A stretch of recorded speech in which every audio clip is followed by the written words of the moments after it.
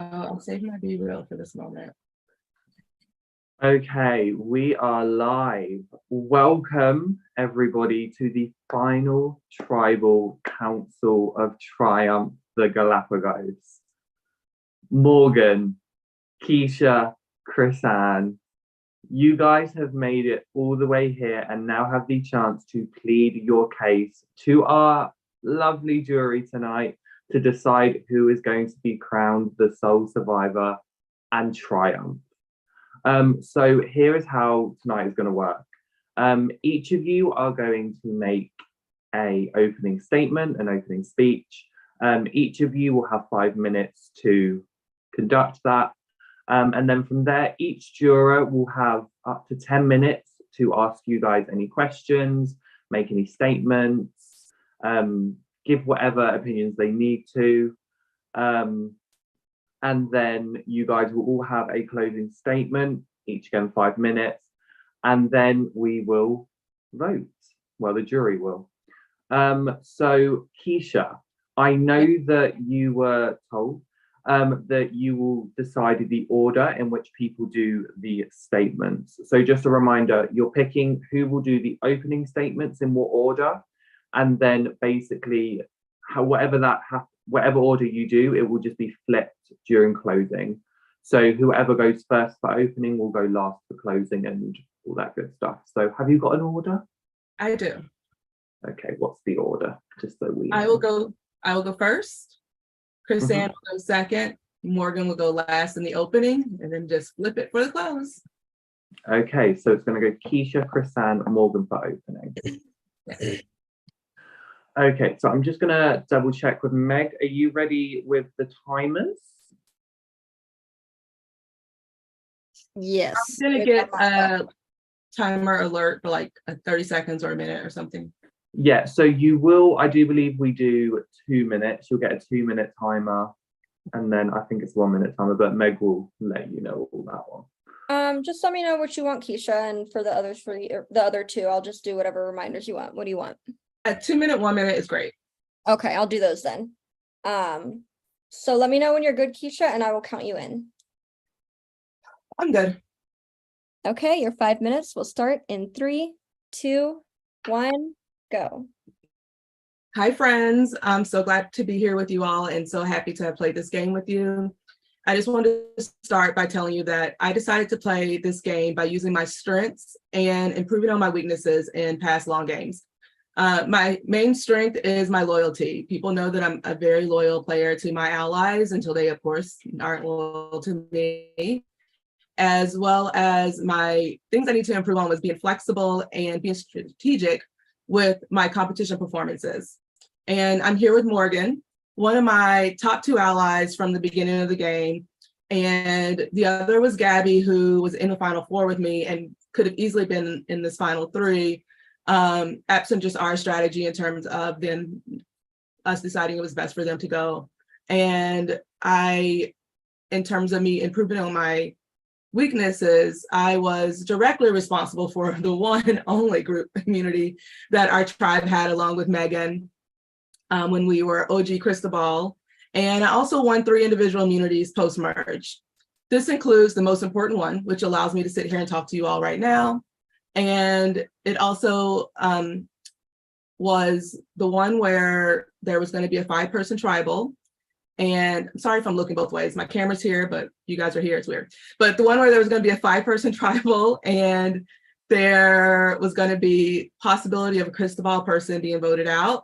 And you just don't want to be in the odds of 5 people early in the game when there's merge.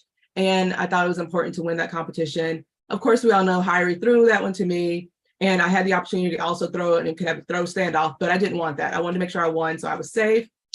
The second one I won was when my mother passed away, and I decided, obviously I learned during the middle of the competition, and I decided that it was important for me to win that so that I could get through that round absent any assumptions that people kept me in because they felt sorry for me, but that I made it through that round because of my gameplay, because I won immunity and that I was safe. And then finally, because I'm here, I won that final immunity. Pre-merge, I was never a target to be voted out. The only time my name was ever written down was by Mark. And at that point, my allies weren't willing to vote for me. They weren't willing to join Mark in that game. And I was confident that I wasn't going to go. On the off chance that one person wavered and voted with Mark, it would have been a tie and everybody else would have kept me and we still would have voted Mark out. I was a top performer during pre-merge on my tribe, was leading in a lot of the challenges, the ones that were matched up 1 versus 1, I won. I already mentioned I helped win the one that we won. And so I was a valued player to the team that nobody wanted to vote out. And so not only did my social game keep me there, but my competition game helped keep me pre-merge and allowed me to get to merge. I also during pre-merge helped make sure that Morgan and Gabby stayed, thank you, when they became targets. And I helped keep my allies who weren't the strongest allies to each other talking and communicating so that we could all move on to merge. After merge, I played up the idea that I was in the dark about my tribe activities and that we didn't get along well, or that I didn't connect with them well, so that OG crews would want to keep me around. And I'm not going to go through every vote. I'm sure you guys are going to have questions about those and I can talk about it. But I do want to point out that I did stay loyal to my other allies, which included Esme and Ray. I did not vote for either of them when they were removed from the game. And I used my advantage on Ray, and I'm very happy I did because I'm willing to use an advantage on an ally to keep them in the game. Even if it didn't work, I don't regret it. I actually didn't need the advantage for myself because I'm still here without ever having to use it on myself. Another vote that I thought was very critical and a turning point to my game was the Carson vote. When I learned that both Gabby and Morgan's names were out, I made sure that they communicated that to each other in our group chat and that they could understand that they both were at risk based on how people were communicating, and that we could come together as a group to make sure that the vote was on Carson and not on either of them and not risk either of them going home. As we go on, I'm sure you'll have questions. I'll feel free to answer them. I think ideally I would have wanted this to be an all crystal ball tribe, but as I mentioned, part of my game is flexibility. And so I made sure to capitalize on that. This was during my first survival org, I was first boot. This is my second survivor game I've ever played, and I've made it to the end. And luckily, I thought I would never play another survivor game after I was first boot, but Ollie slid into my DMs at the right moment, and I decided not to be a quitter. And I'm glad I didn't, because I'm now here at the end, and I hope that you guys can respect the game I played and allow me to be the winner of Triumph. Thank you. All right, with 4 seconds to spare, it looks like. There we go. Nice job. Amazing. Thank you, Keisha. Right, okay, next up, we are going to Chris-Anne. Hello, Chris-Anne, my lovely. Would you like the same time reminders or something different? Yeah, can I have a 2 minute and a 1 minute, please? Sure thing. Let me know when you're good. Okay, can you all hear me okay? Yep. Okay, so I wrote a speech because I don't want to get jumbled in my words at all. But first I want to say, hi, everyone. It's so nice to almost see y'all. Before I get down to business, I just want to express how much of a pleasure it has been playing with you all and getting to know everybody, both on a personal basis and a player basis. I want to thank everyone for taking the time to listen to me, Morgan, and Keisha. I hope I can explain the social and strategic moves I've made to help me get here, and the depth and in-depth show you all that I've done to outwit, outplay, and outlast. I'd like to think I had quite the character build up throughout the season, having to often switch up my game in order to facilitate the game and how it was going, the other players' perspectives of me and my game, the people I was working with, and the atmosphere in which the game stood at any given time. I'd like to compare my game as starting off as having a soft life, being in my soft girl era, until shit hit the fan and I had to readjust. One thing that was constant with my gameplay was my social skills and my ability to turn my likability factor into a strategy, but not to be perceived as a threat. I insulated myself from the beginning of the game under layers of other players who were more bold, blatant, and just more out there with their social tactics and gameplay while still building diverse relationships with everyone on my tribe. I used the multiple people who backstab me to build my strategy and appear more like a girl in need, and constantly playing that I was delusionally unaware of why people wanted to target me, or why they thought I was in a duo with someone, or why I was perceived as doing well in challenges. In this game, I believe power is subjective. The cast was stacked with players who wanted to be top boy. I employed the anyone who isn't me strategy because everyone would have to go for me to make it to the end regardless. My power in this game lied within my ability to keep myself safe. Each round, I would count how many votes I needed to keep myself safe, how many people I needed to be good with to ensure that I made it to the next round, and so on and so forth. My position on my initial tribe became apparent to me the round that Rachel quit, with her rallying against me while I was not there, and me waking up to multiple messages from people around the tribe about it. This was my first test of my social or strategic skills, as I gave the majority of the tribe a reason to keep me around by performing well in challenges and aligning myself with a majority throughout that tribe. When I approached merge, I was approached after the Rachel boot to dig to the bottom of where the messiness originated on our tribe.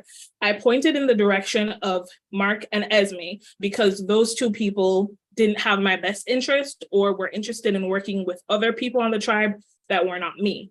Throughout the season, I would plant seeds of information with different people throughout the tribe, whether it be telling people about others who've leaked situations or using my tactic of 2 truths and 1 lie, or verbatim just repeating information being leaked to me across different alliances, and also withholding facts to sway perceptions in order to subtly build a target on other players. During the round with 5 players safe, I faced a roadblock in the form of the members of OG Crews. I had to make a decision to either make things work with them and the larger alliance that could potentially bulldoze their way to the end, or pick myself and have my own back and use that alliance to propel myself forward. I played up my lack of options moving forward in the game to open doors with other players I hadn't worked with. I was an option for other players as well. I painted myself as the most loyal, trustworthy, honest member of OG Crews by telling them about how much they had leaked, how much they were not trustworthy, and how much they had backstabbed me. They'll eventually do it to you. I decided that instead of playing a game with the aura of continuous strength, I was going to use vulnerability and play myself up as an underdog who was loyal but got burned several times. In reality, my true and only ally was myself. From the minute that Carson told me all the information that had been leaked to him, that Danny had backstabbed me, I decided that I had to play the game for myself and in my best interest. The blind side at Final 7 showed me where people's loyalties lied and who I needed to work with moving forward to continuously propel myself. During F6, I had little to no work to do. I'm Chrisanne. Thank you so much. I know 5 minutes is tight. Yeah, I'll finish it. I'll circle back around to the rest of it later. Yep. Thank you. Finally, Sorry, you go, Meg. whenever you're good, Morgan, if you want to just start talking, I'll just time it when you're good to go. Okay. Woo. Okay, I'm ready. All right. Hello, everyone. First and foremost, I would like to thank production for a great season. This has been a fun ride, and congratulations to the 2 beautiful women sitting with me in this final 3. And hello to the jury. I'm just going to jump right into it. Coming into this game, I knew from past experiences, my emotions have prevented me from getting to the final. I knew there would be a point where I needed to check those feelings and make pivotal decisions advancing me further. I utilized my skills to gain information and kept my lips sealed unless it was beneficial to my game and it needed to be shared. My best asset is my ability to form strong bonds and alliances and have the intuition of when those cracks start and being the first to adjust my gameplay with who I was playing with before I was the one who got played. At the beginning, there were some personalities I knew I would gravitate towards quickly. I formed a ride or die relationship with Carson easily. Gabby and Keisha, I also formed a tight bond with from the beginning. Those 3 relationships had a good foundation from the start. My relationship with Ray started to really blossom after the tribe swap. The votes of Madeline and Mark were what needed to happen to secure the foundation of trust within OG Cristobal. As we continued to lose challenges, Gabby, Keisha, Ray, and myself came together to set ourselves up as a core unit, resulting in Matt and Megan leaving. At this point, I have attended 6 tribals out of 7 with only receiving 1 vote. We got an announcement that we have officially made it to the merge. Carson and I got on a call and shared our experience thus far. He told me about his extra vote and that I was the only person that knew. That secret did stay with me, and I let Carson share that information on his own time. Adam and I got on a call and I felt really good with him. I got with Ray and she felt the same, so I created a chat with us three called The Revolutionary. However, later on that day, Adam's name was being pushed hard for the first vote of the double. I had the awareness if Ray or myself pushed another name, it would raise flags and we could potentially get voted out in that second vote. The tribal after live night was very nerve-wracking and it was very quiet on my end. This is the first tribal where I was on the wrong side of the vote and blindsided. Learning that Carson voted Ray out with no communication to me was when I realized I needed to explore relationships that I felt showed more loyalty. Next round was the 5v5. Thankfully, I won immunity in my pairing because chaos was starting to brew even more. I took this time to tighten my social bond with Chrisanne, which ended up helping me navigate other players. Lex and I were slowly forming a good rapport, trying to figure out if our plans lined up. Two things came from our conversations, and that was one, Lex knew a lot of group chats I was in via Carson, which solidified my concerns. And secondly, we got in a chat going with myself, Davey, Chrisanne, and Lex called The Revolutionaries. And I created this name for the chat, and it was a sentiment to Adam and Ray, the Revolution chat that was very short-lived.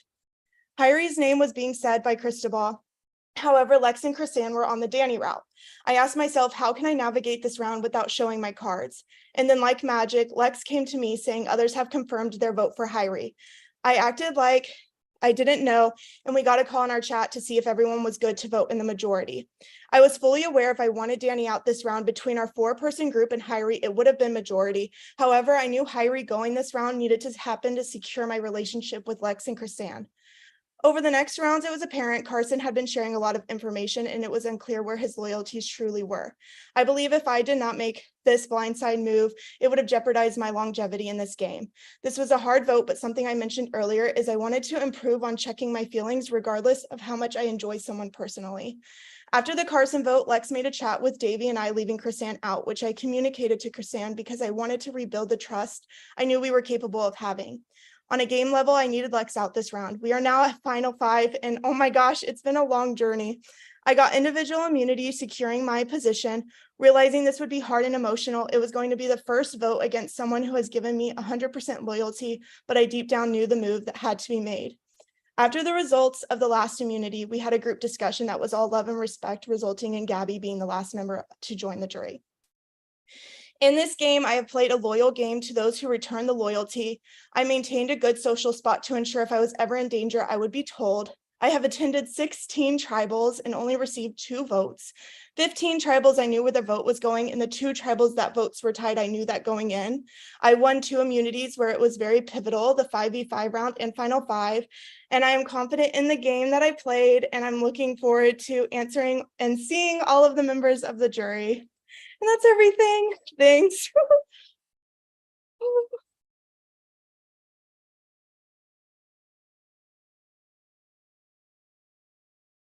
Alrighty, thank you so much to the final 3 for your opening speeches. Now we're going to get into the jury questioning. Again, the jurors will have 10 minutes to speak, ask questions, etc. But you don't have to use all that time. And if other jurors need extra time, we'll pool it if need be. So I'll just be keeping a track of extra time if anyone has that. So yeah, Ollie, do you want to bring in the first juror? Yeah, can do. Sorry, I was literally putting the thing in. So it is time for the jury to give you maybe a bit of a grilling. We'll wait and see, but they are here to make sure that you guys earn this win. So good luck. Our first juror, who will be coming on camera and off mute, is Adam. So Adam, whenever you're ready to appear. There he is. So Adam, you have up to 10 minutes, and Meg, take it away. Yep, I will start your timer. If you need a time check, just ask me. Not Okay. necessary. Hi, I'm not feeling super great. I'm going to keep it kind of brief. I've already decided who I'm voting for. I don't think that anything that anyone is going to say is going to change my mind. Before the game started, I had a lot of goals. The two most important were I wanted to form real friendships that were strong on their own outside the context of, you still hear me? A little bit. You're a bit static. You're a bit staticky. Hi. I'm back. If I cut out again, okay, if it cuts out again, just boot me. I'll get a different computer and just move on. I had two goals coming into the game. The first was to form real friendships that were strong enough to stand on their own outside of context of the game. And the second one is, if there's gameplay happening, I want to be part of it and I want to leave my mark on the game strategically. And if I'm thinking of two words to describe how that went for me this game, I come up with complete failure. But there's Oh, there we go. I'm gonna go get a different computer. Can we just like do someone else and come back to me? Yeah, of course. Okay. Yeah, we can. No worries. Okay, I'll be back. So I know that Esme is still on their way. So we are going to move on to Ray. If Ray is here. There she is. Hello, beautiful ladies. Oh my goodness, what a sexy final three. You guys should just be so proud of making it this far. Obviously, Keisha and Morgan, I've been with you guys since day one. I've seen that fight. I've seen that struggle. Chris-Anne, you've done we didn't really get to connect as much as I would have liked to, but I still see that fight. And honestly, I had individual questions, but I feel like you guys just like knocked those out in your speeches. And Morgan, I feel like you touched upon this question too in your opening speech, but I feel like I feel like this question may be kind of long to answer. And it may sound a little intimidating, but I feel like it's going to help you guys because a lot of us want to understand your perspectives, your gameplays, and see you guys own it, right? You guys made it this far, own it, be proud of it. Because we are so proud. Well, I'm so proud of you guys. And I want to say the jury is too. So my question for you guys, and it's on other screens, this is why I'm asking. So from the first juror, Adam, to the last juror, Gabby, I want you to explain not necessarily the round, but each vote and how it either benefited your game because you voted with the majority, or how you bounced back from it and took control after it didn't go your way. And that's my question. I'll mute while you guys answer. Whoever wants to answer that first. I can like very quickly go through, live night. I explained that me and Adam, I felt like I had a good conversation with Adam, but it being a double, Adam had to go in that first round. So it wasn't me on that second vote. Obviously we were blindsided. That changed my gameplay because Carson and I did feel like I did give him a play-by-play, and that was one thing I was left out of, which encouraged me to talk to others. This is the first game where I did play very fluidly and not just like my OG people. The next couple of votes, I wasn't a part of the Ricky vote, and the Hyrie vote, and then it ended up being Lex and Carson. All of those were to benefit and push me forward. And also there was a point in the game where I did feel like I was in the middle with Chris-Anne and Lex, and then also OG Cristobal. And how can people not raise their red flags based off the decision? And thankfully before tribal, we all it kind of just like meshed together and everybody was wanting to vote in the majority. So I didn't really have to show my cards in that aspect, which I believe got me to this point. So that's my answer. And I'll go next. Quickly, I think for me, overall, anybody could go because I felt like I still had allies. But in particular for Adam, I originally wanted to try to work with Adam, but I felt like after our conversation and after talking to other people, that Adam was probably going to be closer to other people, even on Cristobal, than me. And so, and at the time I wanted to be working with Esme, which was into Esme's vote. I wanted to work with her, and Adam also brought up the pair of Ricky and Chris-Anne. And for me, I didn't want to go into merge trying to go after the idea of pairs, people who played a game together, because I've played with games with people in this jury, and I didn't want to be perceived as a pair later, and that be the reason that I go out, which we saw. Once people started using the excuse of this person's messy and a leaker, that started being the reason that people wanted to vote people out. So I wasn't going to use that as a reason to join with Adam to vote someone out, and then that be the reason, because then that could put me on the radar. And also, of the two, Adam, I think, was had a little bit of footing with Ricky, because other people were saying Ricky's name. And I'm a person who, I play these games for myself, but I also play because of other people. And I want the enjoyment of other people around, because it's not fun if we're not all having fun. And in particular for Ricky and Hyrie for that matter, but in particular, because we were talking about Ricky at this moment, I don't like the idea of voting people out because you don't get to talk to them because they're in a different time zone. I like to try to be flexible to people in different time zones and work with their schedules as much as they work with ours. And so for me, also going into that first vote, I didn't want it to be someone who was inconvenient to others because of their time zone. I wanted to make sure that my reason for voting was more strategic than that. And moving on to Esme, I did not vote to eliminate Esme. She's beautiful. I wanted to work with Esme. It didn't work out, but I did hope to work with Esme. And ironically, all of the leaks that people said Esme didn't leak that. As far as I know, Esme didn't leak the alliance that me, you, and Esme were in. And so I knew that Esme was willing to be loyal, and I knew that I would probably be a lone voter to keep Esme, but like I said, I'll still be that lone voter no matter what, because I'm willing to be that loyal person. I did not vote you out. I did find out that you were the name right before going into tribal, which is why I did use my immunity, because in theory, Carson was supposed to be keeping you as well. And if I use my, not immunity, use my advantage. If I used my advantage at that point, it would not have tied. We wouldn't have to worry about a tiebreaker. It would have pushed it one over, and you would have been able to stay. So I'm sorry it didn't work, but I tried. And I wasn't in the dark, though. Unfortunately, I didn't have time to tell you, but I wanted to hopefully surprise you and keep you in the game. So how that affected my game was, that was me losing 2 allies that I wanted to keep in the game, but it helped me also because I used that to play up the idea that, oh my gosh, I don't know what's going on. These people are keeping secrets from me. Please work with me and play with me. And it worked well throughout the rest of the game. In terms of the Ricky vote, I wasn't at the tribal, but I did impact the vote. I talked closely with Danny from the moment we were doing those challenges, before and after I won, before and after Danny knew if they won, to make sure that they knew they should vote with Cristobal and that Hyrie was one of the names on the table. Of course, they voted for Hyrie.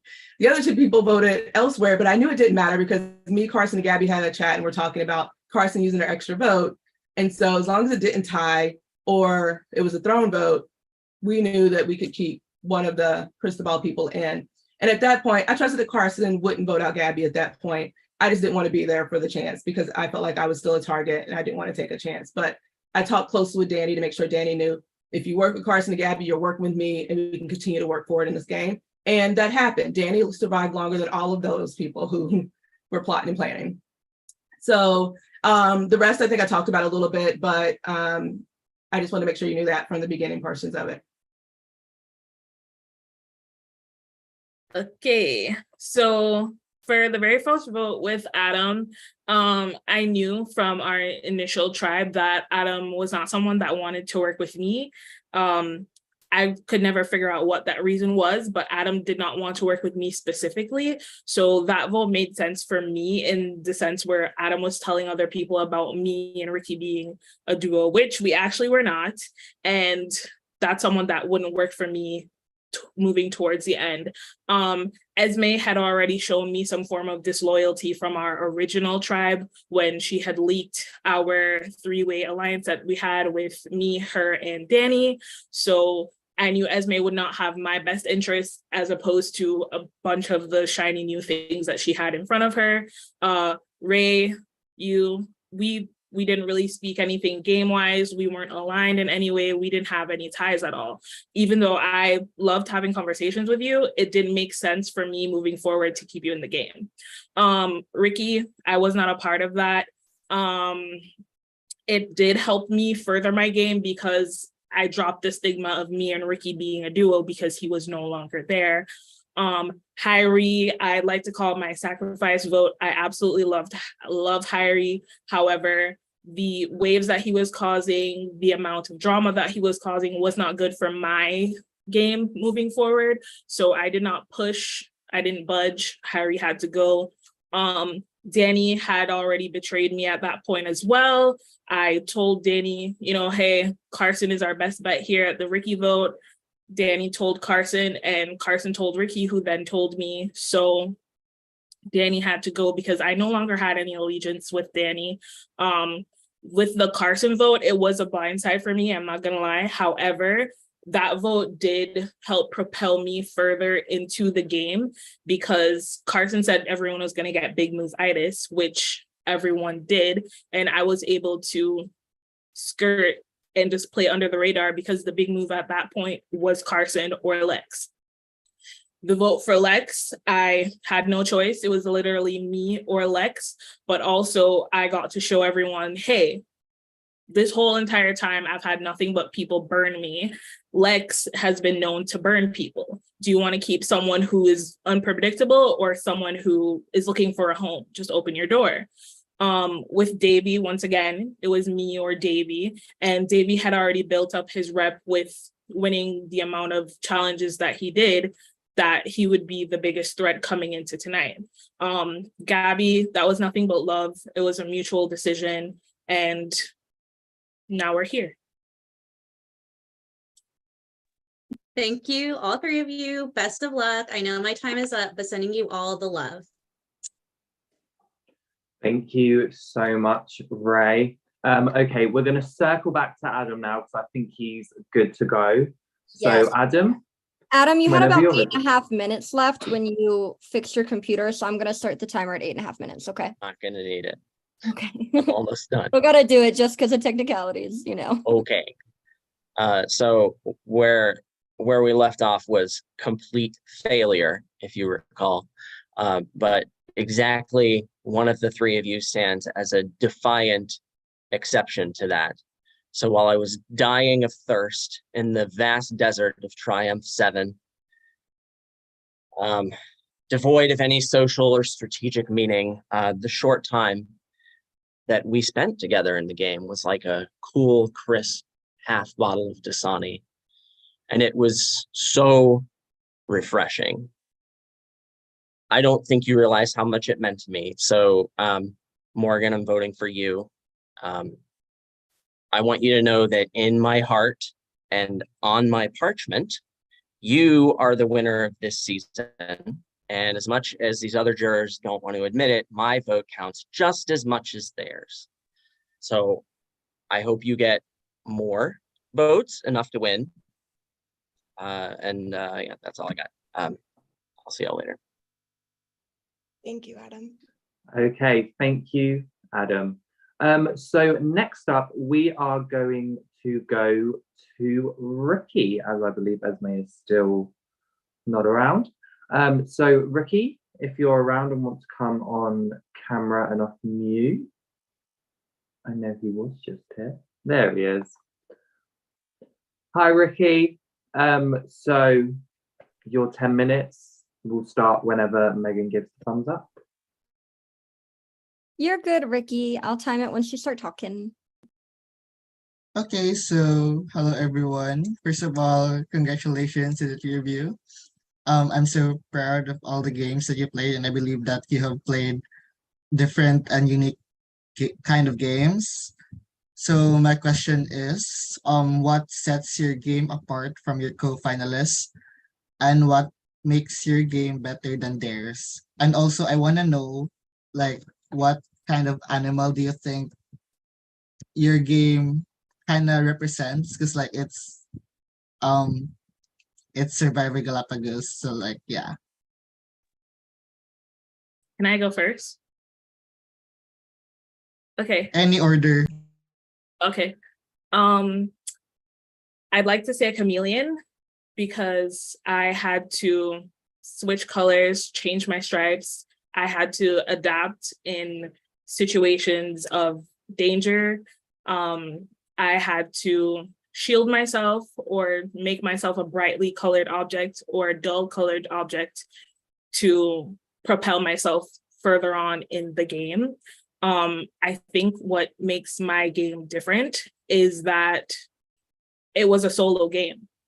I had an alliance, I lost the alliance. I was perceived to be in a duo that I was not actually in. Anything or any move that I made, any like social move that I made was to propel myself forward. I wasn't interested in campaigning for anyone to be voted out because everyone would have to be voted out at a certain point in the game or not.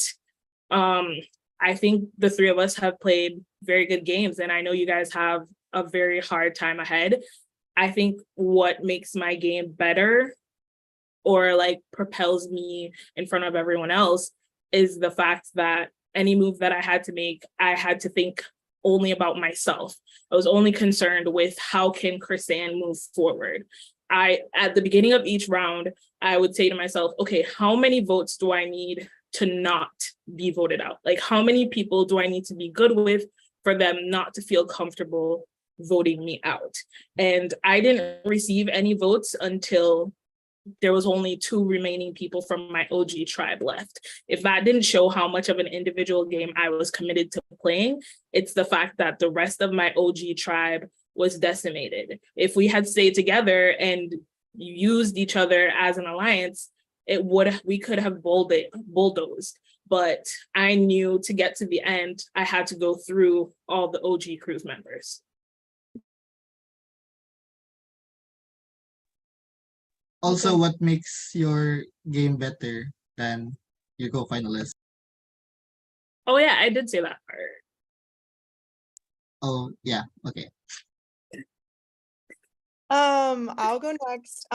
This is a pretty basic animal, but I feel like this is just my personality sometimes, is like a golden retriever, because I do what draws me to playing these games is not the stress or the emotions. It's getting to know people. I think like I do try to have those conversations, and like, yes, there is game conversations, but this is one of the first games where usually it's like 1 or 2 people I can walk away with a friendship. And this is the first game where there's a lot of people on this jury and pre-jury that I feel like I did have those good conversations with to form friendships.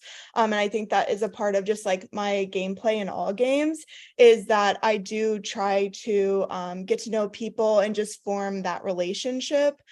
How I would differ my game from Chrisanne and Keisha are, I guess, though, that social aspect of trying to, I don't like try to be good with everyone disgenuinely. I try to have those relationships, and then that way it creates that trust and that bond to where there's people looking out for me, and that there's that communication. Me and Keisha, I feel like we played a very nobody knew how deep our conversations were, and like we would look out for each other, and that's just one example. There's other people, but yeah, I think that's both questions, right, Ricky? Okay. I'll give I'll go Keisha. next. So I would say I'm a dolphin for 2 reasons, because dolphins are friendly and fun. People see them, sometimes want to swim with the dolphins, want to be with the dolphins. So I felt like I was a person that people gravitated to, wanted to work with and be within the game. But often a characteristic that people don't know about dolphins, and that I don't think people realized about me until it was too late, is that if you attack a dolphin, they will attack and kill you. A killer whale is a dolphin. And so although I kept it very chill and quiet where people didn't see it and didn't know it, if ever I thought there was a threat in this game, I made sure I eliminated the threat, and that the threat was eliminated without people knowing or being able to trace it back to me. And I think what helps me stand out a little bit is, as Morgan always used to come to me in the game, what is the non-emotional decision in this? I'm an Aquarius and I love everyone dearly. I do have emotions, don't get me wrong, but I can make a decision without thinking about the emotional connection to the players that I have connected with, that is strategic and best for my game, easily, and make sure everybody knows what that is. And so for me, what the standout thing is when I needed to push a name, I did. When I didn't, I fell back. I made sure I struck that balance in a way that I was never the target. I made sure that I kept Davy in the game because Davy could win all those immunities and be the target. So when somebody wanted to get that target out, it was Davy and not me, because in past games it's been me. So it was Davy and not me, and then I could win the final immunity and make sure I was here.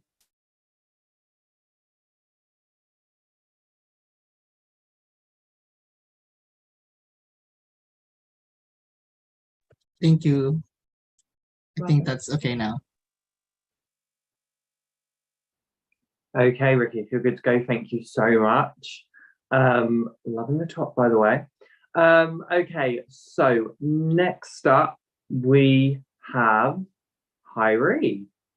So if Hyrie is ready, you're good to go. Love the background, Hyrie. Thank you. First off, congrats to all three of you. I'm gonna do this in segments. So the first segment's gonna be like just a statement, my perception only of your game. So Keisha, mad respect to you. You literally decided and went with it that you were gonna take the best of the best at Final Tribal Council. And I don't know how you do it. Like, you give so much, but at the same time, we don't receive much from you, and we're just left out in the dark whenever you say some things. And I actually learn a lot from you just by communicating with you. So I thank you for that. Chrisanne, you know I love you, I adore you. Everything I said is all true. I was not the chaos. So leave that out of the perception of your game, because I don't want it to jeopardize your chances of winning. Morgan, I kind of am disappointed with you because there were things that were said as juries came in that whatever that you told me was not true, the truth was fake and all that. And it kind of came off as like cross gaming a bit to me, but I just want to hear how you would defend that in your closing speech. So the next segment here is I'm going to talk about perception, because there was always this talk about perception, and perception is key sometimes. So I want to know from each of you what type of jury that the jurors are. And it's going to be between bitter, emotional, or gamebot. So can we start with Adam? Keisha, you can go first. Oh, we're doing it individually. Oh, okay. Yep. Well, based on the way that Morgan left Adam feeling, it was an emotional feeling. So emotional, because they left them with a good feeling that made them decide their vote. So emotional. Okay. And then Morgan? I would For say Adam? an emotional bond there. Okay. And Chrisanne? Emotional. All right. Going back to Keisha with Esme. Ooh, based on the way they left, maybe bitter, but also emotional. So I'm gonna say emotional is where I lean. Okay. Morgan? I wouldn't say bitter. I guess I would go. I don't want to say the same thing as Keisha, but I didn't talk to Esme that much. So from the looks, I think I would go with bitter, just because they were filling away with their bonds that they had made. Okay. And then Chrisanne? I'm gonna say emotional because they did seem like they were crying at the time, and I know it potentially hurt. So emotional. Okay. And then now we're going to go to Ray. Back to Keisha. Oh my gosh, I don't like the word game bot, but I think you mean in terms of listening to the whole thing. So I think Ray is going to listen to all of us and make a decision, and it's not going to be a completely emotional decision. And I don't think Ray's going to vote bitter, so I'm going to go game bot. Okay. And then Morgan?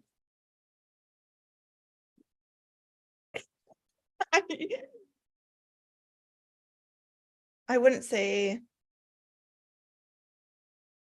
I guess, gamebot as well, like a more rational decision. And I really don't know Chrisanne? what game bot is, but that's what I'm guessing it as.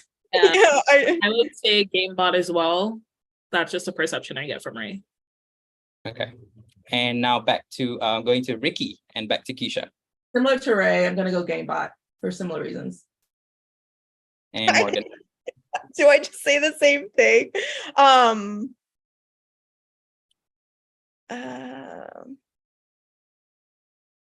Gamebot too. Chrisanne? Based off of the conversations that I had with Ricky and the person I know Ricky to be, it's gonna be a game bot move. Okay. And then now me, yours truly, Keisha, sorry. Based on our game conversations, I felt like you were a very rational, reasonable person, which is one of the reasons why you had to go, because I felt like you actually were very similar to me and you can see my game very well. So you had to go for that reason. So I'm going to say game bot because I think you will make a very rational, reasonable decision. Morgan Agreed. Same. and Chrisanne. Game bot. Okay. And then Danny, back to Keisha. Emotional. Morgan Emotional. and Chrisanne. Based off the way they left the game, I'm gonna go with emotional as well. All right. And next one is Carson, Keisha. Game bot. I think Carson's reasonable and respects all of us in our games and will listen and make a decision based off the best gameplay. Okay. Morgan Gonna hope for the same as well. Given our conversations and everything. and Chrisanne. I'm gonna say GameBot because Carson is no stranger to the org world.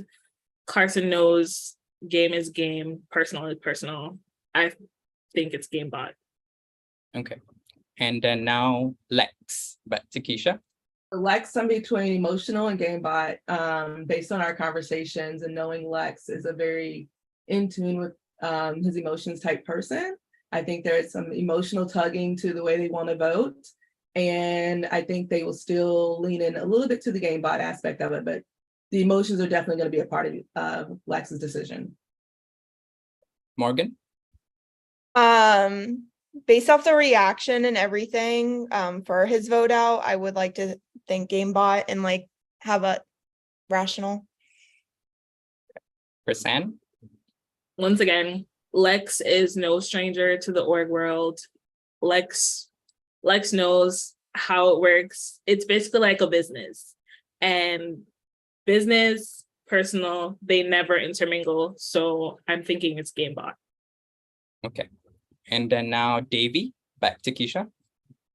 I think I know what's in Davy's heart, so I would like to say emotional, but Davy also, I think, would have a little bit of within the emotion would still have a split decision, and I think that would be GameBot. Okay. And then Morgan. GameBot. Rational. From how I perceive the last vote went and how me and Davy's interactions were, I'm assuming it's going to be emotional. All right. And then last but not least is Gabby. Back to Keisha. I think Gabby's decision is GameBot. I think similar to me, they make rational decisions and are able to separate their emotions. But I think in saying that, I think Gabby has played the game the longest of everybody in the jury and probably already knows what they want to do.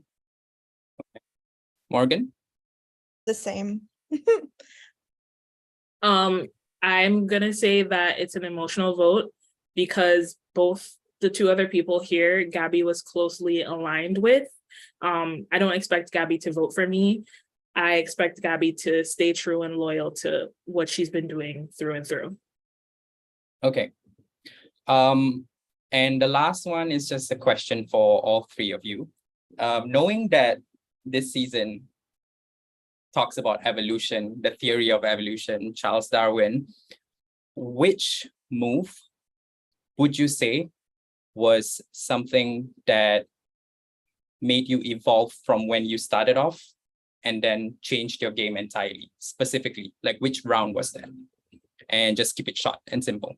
Oh, mine's quick. It was early. Mine was the Matt move because normally in games, Matt, myself, and Morgan, Carson, before he left, were in an alliance. I would not have turned on an alliance member for someone else. But I realized that was the smartest move to make. And I was the one who first said we should do Matt. And I was hesitant to do it because that one tugged at my heart because I am so loyal. But like I said, threatening to vote out Gabby was a threat to me because Gabby was a closer ally. And also, I learned that Matt was causing dissension within the tribe with information that he was sharing. And so that was also a threat to me. So that was the first evolution of my move to make a strategic move to move forward. Okay. or Chris, I'll go.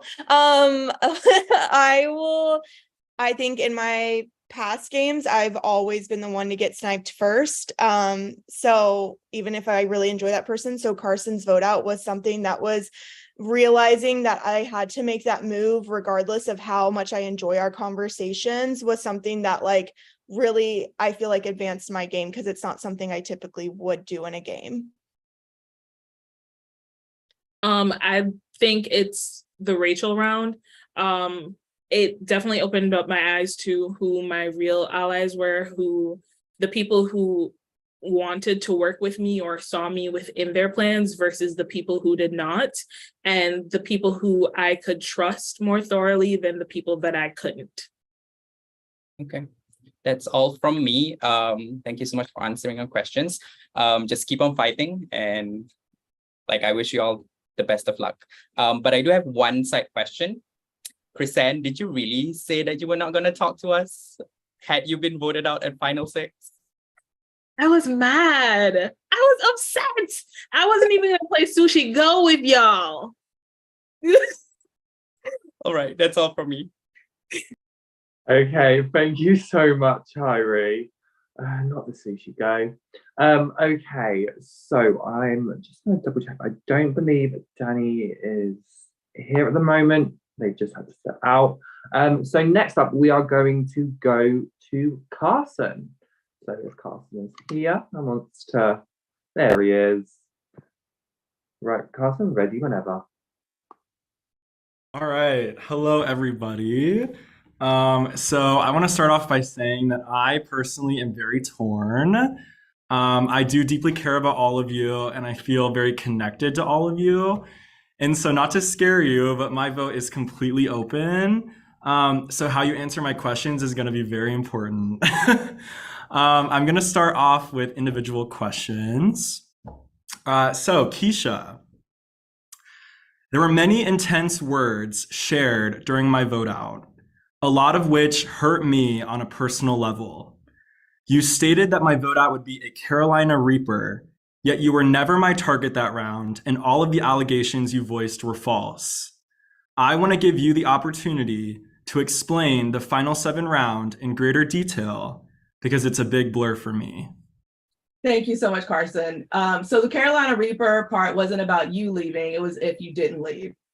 So it was that if the vote didn't go through for you, it would have been a Carolina Reaper, just to clear that up. And I didn't make any allegations against you. I asked you a question because I was told information from Morgan that Gleck said, so I wanted you to have an opportunity to defend yourself if you were leaving, and you were leaving, to give me a direct answer about that, because I was told before Tribal and we didn't have time to talk about it. And you gave me an answer, and I believed you, and I was able to follow up on it. And then obviously there was other follow up on it to find out there was some misconstrued information and miscommunicated information that got me to the point of asking you that question, just so you are aware. But I was very hurt when I was told what I was told. And that's why I wanted the opportunity to ask you and not have it linger where we can't talk in jury, because that was beyond the game for me, and I wanted to make sure it was clear. So thank you for letting me clear that up for you. Yeah, I appreciate that. All right, Chrisanne. For multiple rounds, I told people that you were the #1 winner threat because nobody was willing to vote you out. Now you're sitting here at Final 3 with a fantastic story and a great chance to win. I want to know, what would getting a win this season mean to you?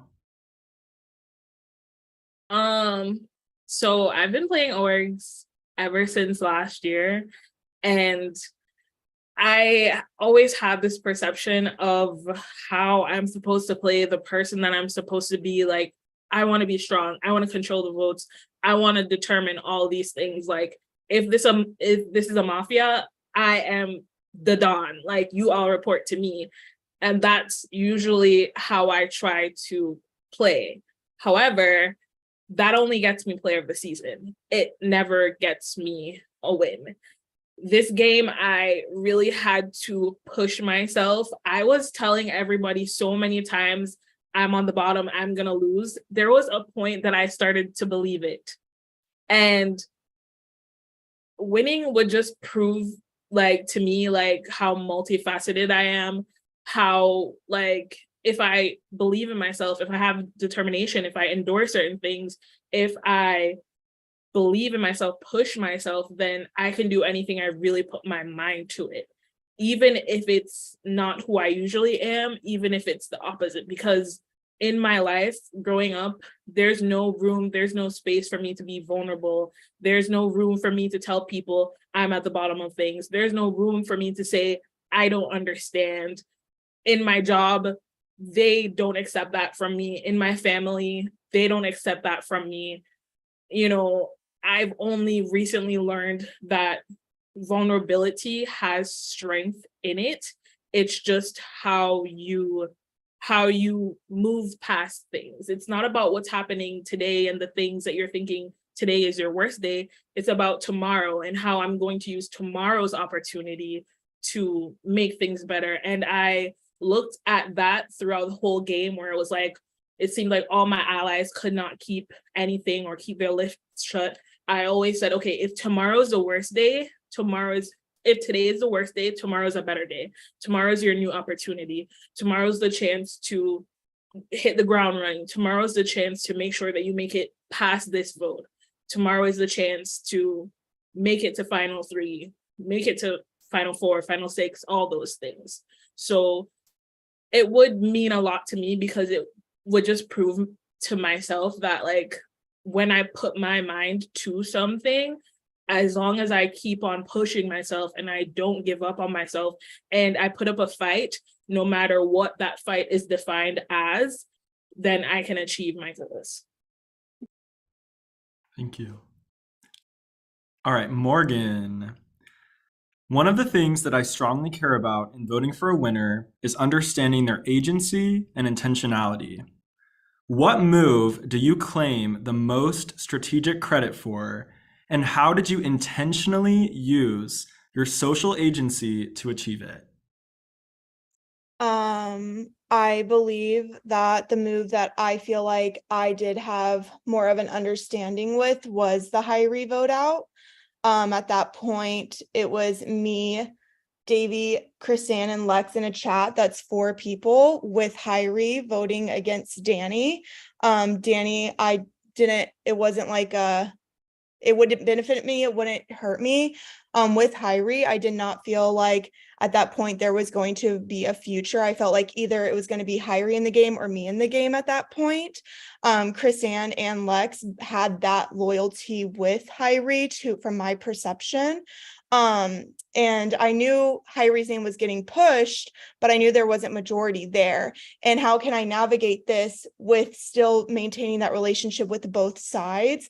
And I feel like people being blunt with telling Lex where that vote was, Lex bring that, hey, he was like, oh, it looks like Hyrie, some people are confirming that their vote's Hyrie, what do we think? And I go, oh, like, really? Hyrie's name's out there? Let's get on a call. Like, let's talk about it. Even though I already knew that's where I wanted to vote, I opened that conversation, and, you know, Chrisanne, like what she said, she wasn't really 100% on that vote, but I still got the majority there to advance me further in the game and not really cross those waves that I do feel like benefited me. Awesome, thank you. No problem. I don't know how much time I have left, but I have one like general question for all of you. So I want to know, what is something unique that you learned about each juror that you wouldn't know from their Meet Me video? So if you just want to do like a rapid fire, I just want to understand your social game as best as possible. Oh my gosh, I don't know if I can go through them all in the amount of time we had, but quickly. We have enough pool time, so you should have enough to go through. Okay, perfect. Okay, so for Adam, it's not so much what I learned, but I enjoy getting to meet his kids and wife and their interaction, and that he is there folding laundry while they come home from school, and their whole routine, because in an attempt to talk to him, I had to go through their whole routine. For Esme, unfortunately, we didn't get to talk enough for us to learn as much, and actually, fortunately for me, unfortunately for you all, I know a lot about Esme. I've not actually gotten to play a game with Esme, ironically, but I am in the same community with Esme, in the mini community. So I actually know a lot of personal things about Esme that I won't share. So we didn't play long enough for me to learn more about them in this game. And for Ray, I learned that Ray loves Baldur's Gate 3 a lot. I don't even know what that game was until this. But also I learned a lot about Ray's fiance and their relationship together. And for Ricky, us talking at the off time zones and where we are, I learned that Ricky stays in his shell a little bit and gets more comfortable with you over time. And I try to make time for that, even during what would be more opportune hours for Ricky versus me. For Hyrie, I learned that my communication style was talking to him, but no, no, for Hyrie, one of the things that interested me about Hyrie was I learned about his gameplay.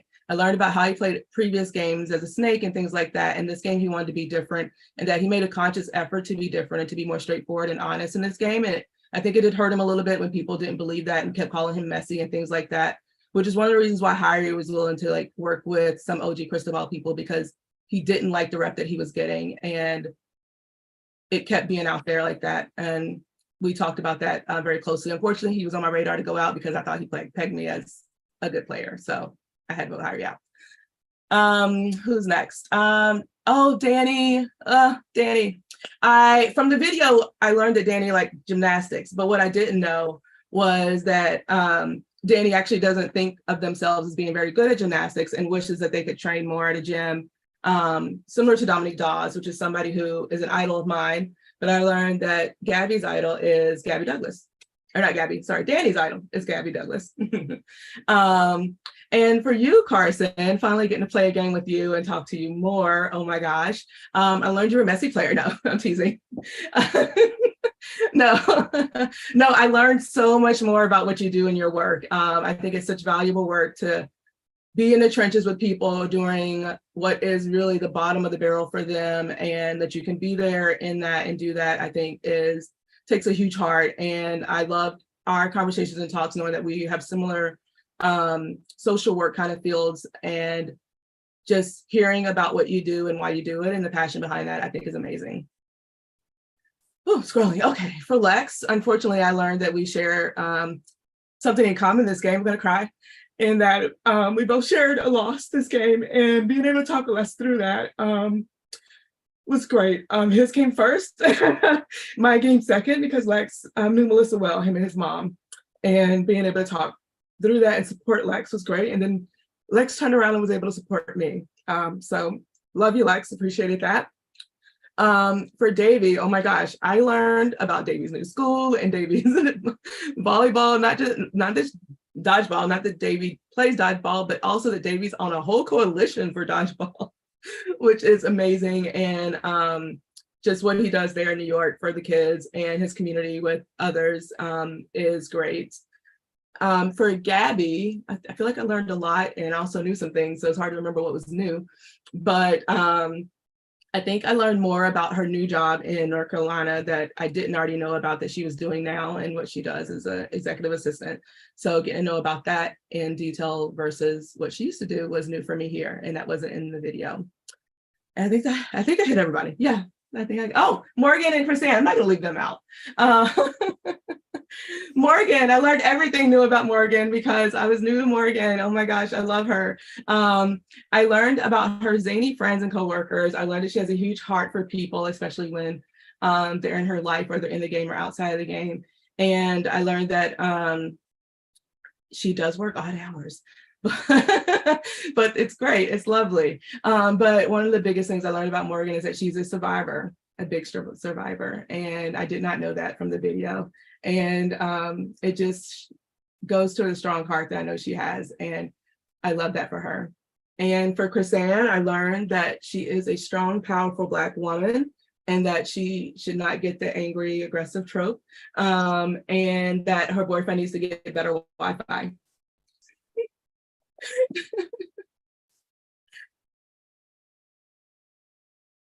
Do you want me to go next? Oh yeah, you go next, Morgan. We'll start off with Adam.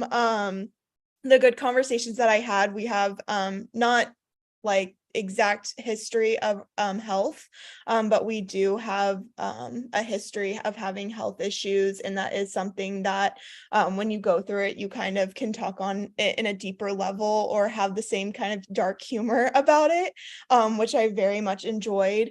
Esme, I think from the one conversation I had has only played minis, very used to fast paced.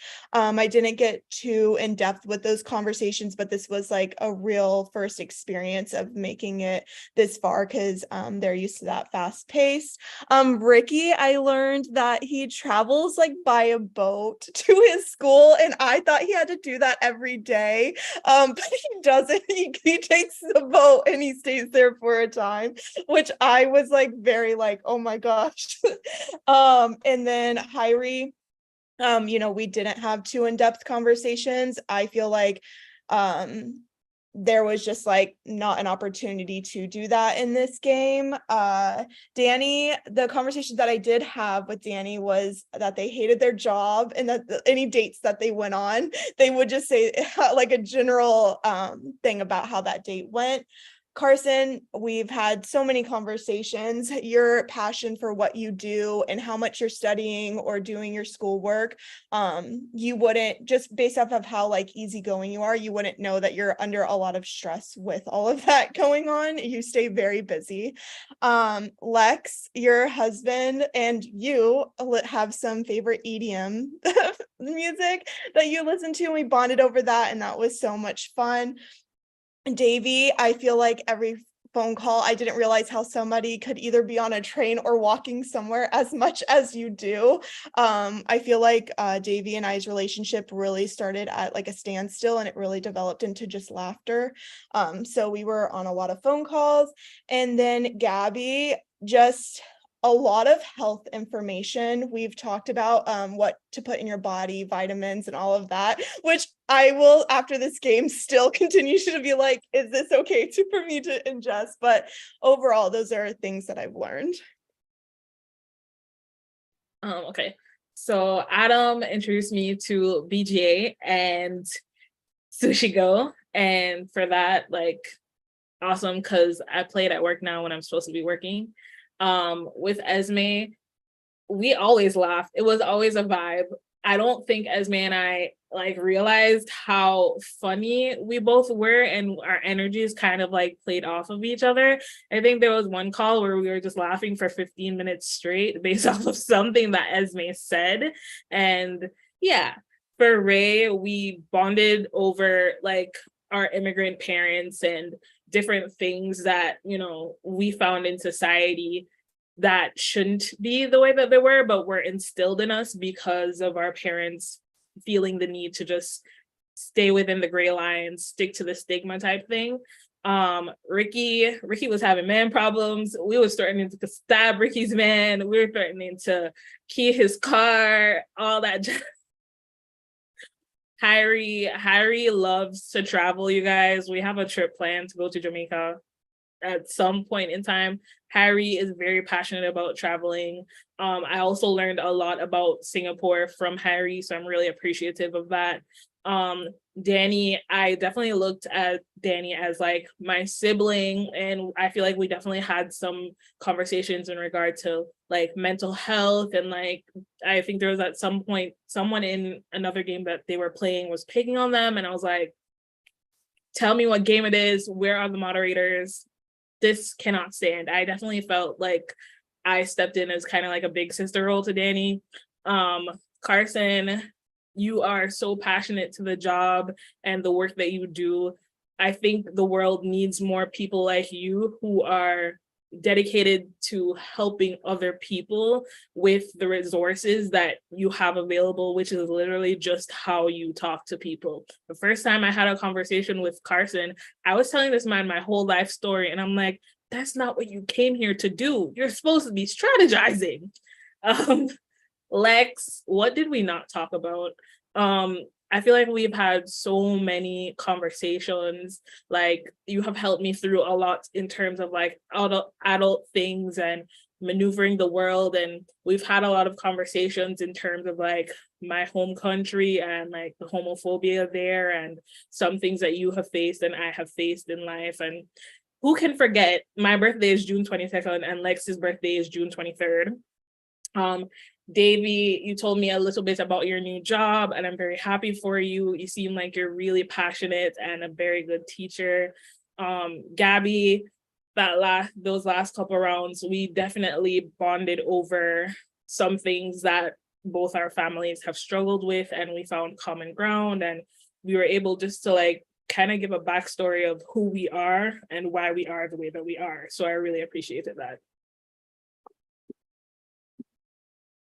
Well, thank you all for the answers. Sorry for taking up so much time. You're all incredible and badasses, and I cannot wait to see how this shakes out. So thank you once again. Thank you so much, Carson. Okay, we are going to move on to, so Danny cannot come back, but we are going to have Brandon ask their question. So Brandon? Hi, beautiful final three. Illy, as a former jury member myself, all that stuff, I'm going to be reading this question off to you guys. Your question is, if I can pull this up correctly, because you think I should have this set up beforehand, but I do not.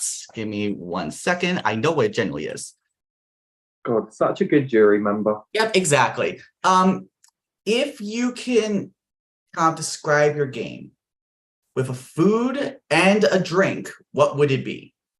That is Danny's question.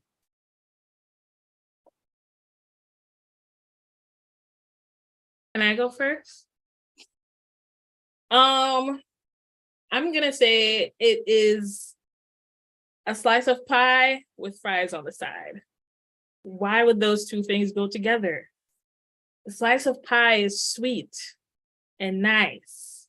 And the fries are salty. But when combined together, it's good. So I eat weird combinations of food. You figured it out. When combined together, they taste really good, and it's the perfect balance of sweet and salty at the same time. So yeah. Plus they have different textures. So yeah.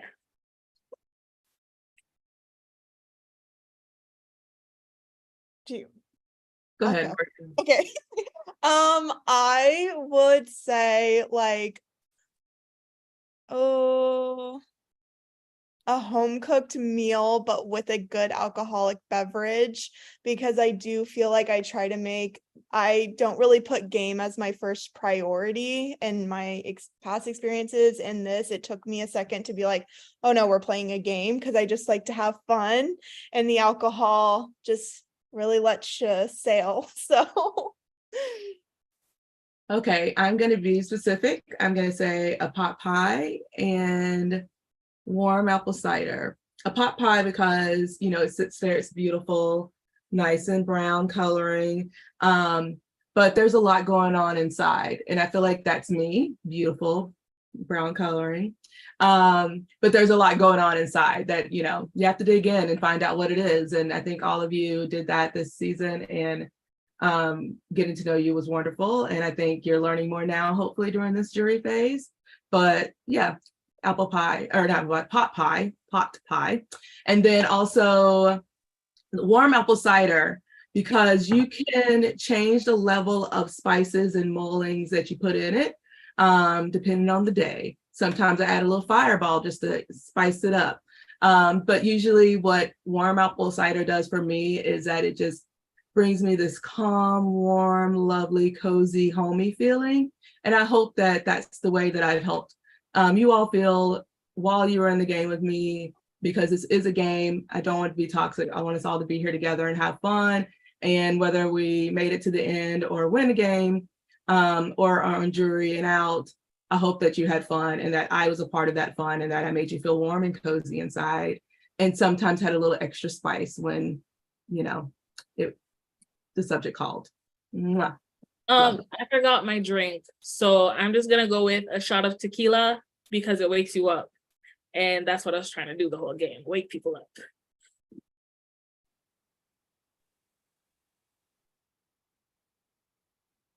Yeah, you were good. Okay. I was looking at Brandon going, he's on mute. Okay, so we are going to move on to our next juror, which is Mr. Lexington, our good old Lex. So here he is. Lex, your time is now. Well, thank you for that lovely introduction, Oliver. I appreciate it. But it's not about me tonight. It's about these three badass females. Chris Ann, congratulations. Keisha, congratulations. Morgan, congratulations. You three did what 17 tried to do, but succeeded. That in itself is a triumph. Why am I so out of breath? That's a great question. Whew, child. Okay.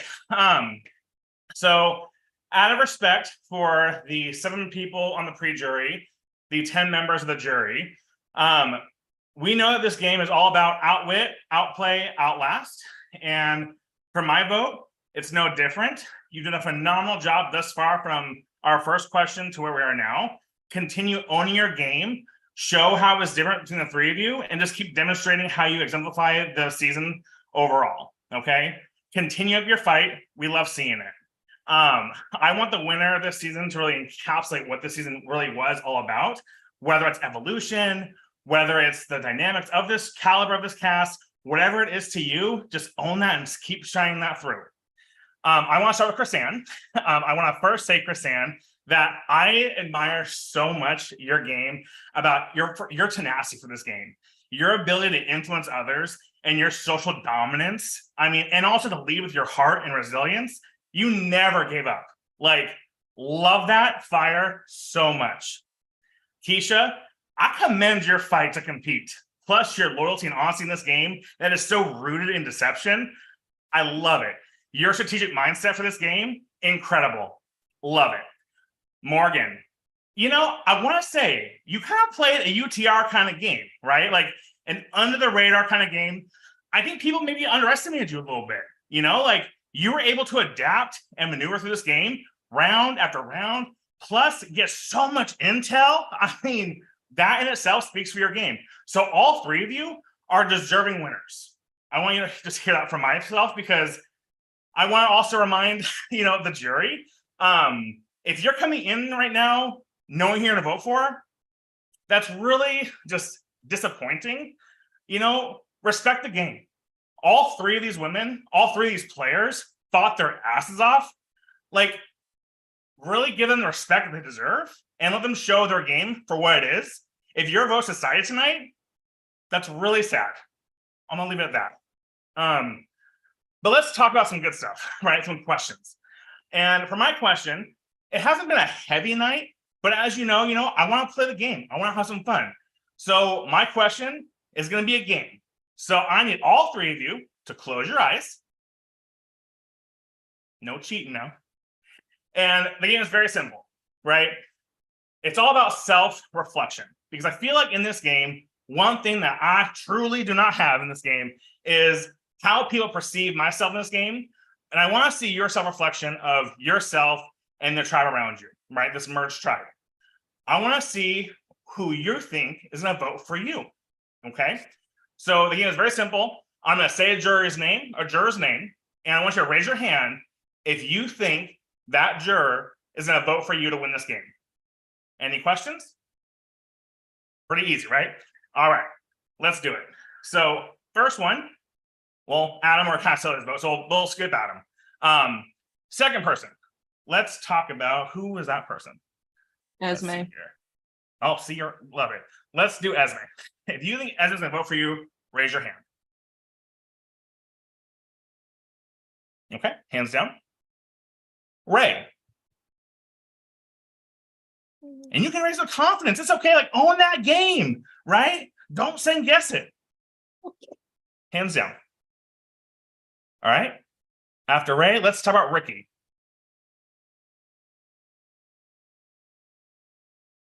Show that confidence, y'all. You got it. Next, Hyrie. If you think Hyrie's a vote for you, raise your hand proud. Okay. And Danny. Okay. Carson. Yeah. Okay. How about Lex? Who's Lex gonna vote for? All right, can I really fast? Open your eyes really quick. I love that. Fuck yeah. Close your eyes really fast. Always fun. All right, number 9, Mr. Davey. If you think Davey's gonna vote for you, raise your hand. All right, hands down. And last but not least, Miss Gabby. Okay. Hands down, and you can open up your eyes again. So I just want to say again, I appreciate you all playing this game. I appreciate each and one of you for your own game that you all had. My vote is still so up for grabs. And again, just keep fighting, keep showing why you deserve the title of Soul Survivor for this season. I think each and every one of you is a phenomenal representation of this season and what it stood for and what it was this season. So again, congratulations. Can't wait to see what happens in the season. But regardless of the outcome, I really genuinely hope that each of you are so proud of the games you played, because again, you all three killed it this season. Much love. Jury, don't be bitter, be better. And I love you all just like I love this game. Mwah. That's all my Love time. you, Lex. And I love that you Thank you coordinated so with much. your colors. Oh, come on now. Rock that darling green. Come on. Back to you, Ollie.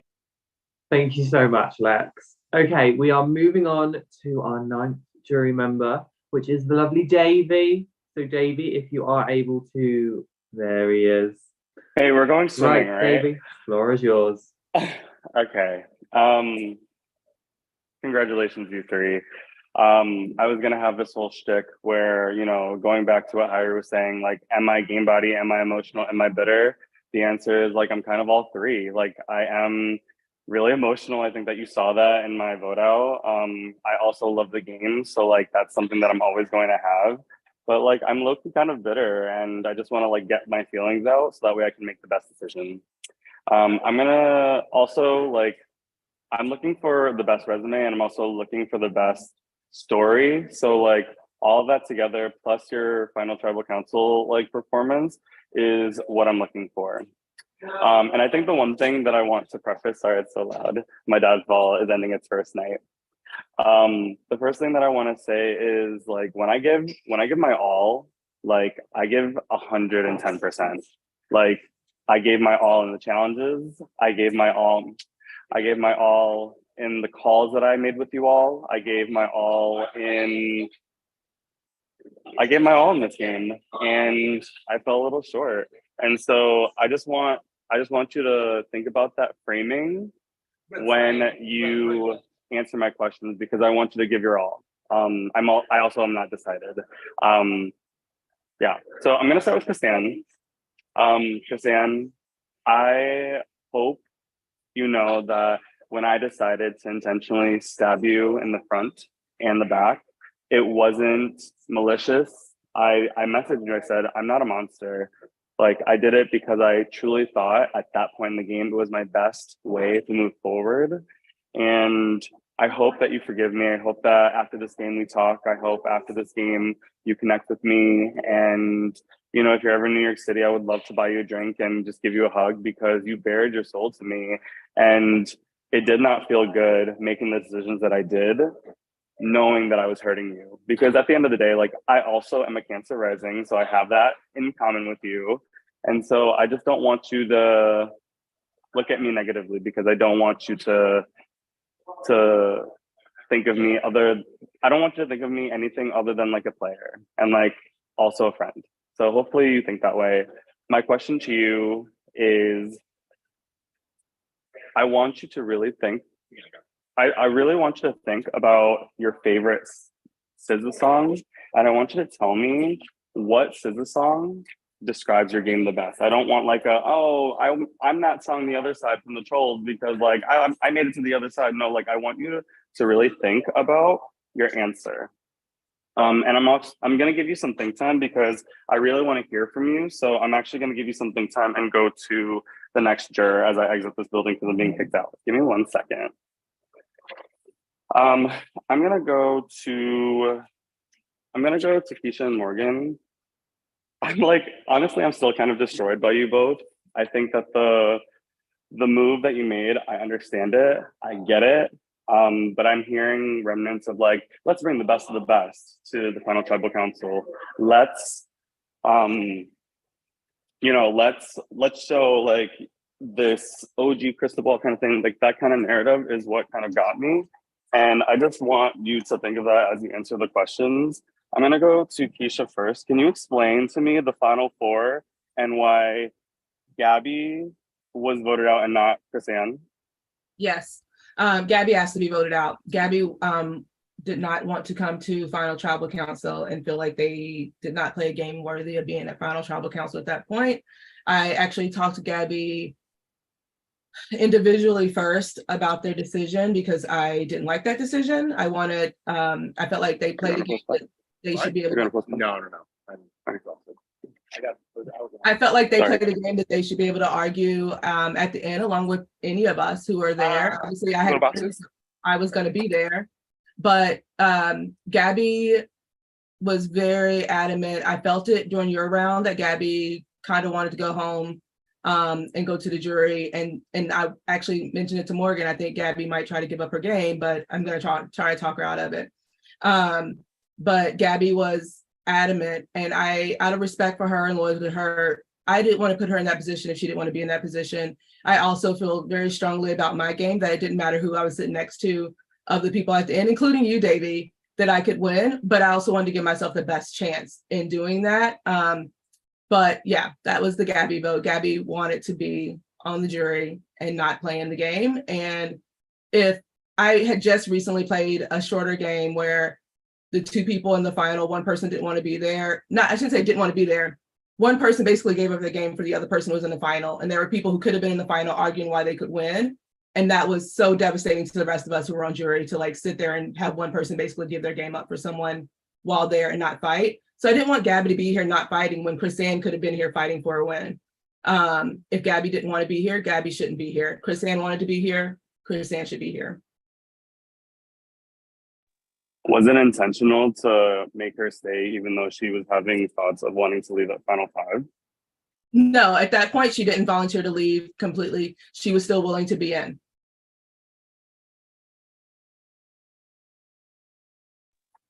Okay, thank you so much. I was gonna ask another question, but you kind of answered that. Thank you so much, Keisha. Much respect to your game. And I love you. You know I respected your game fully. I love you too. And I hope that we can be friends after this as well. I've been wanting to be friends with you ever since we played, not played, but ever since we played together in the beginning. And I'm hoping that we have a relationship after this game. Absolutely. Okay. Morgan, hi. I don't want you to feel sad because I can see it in your eyes. That being said, I gave you everything. I trusted you so much.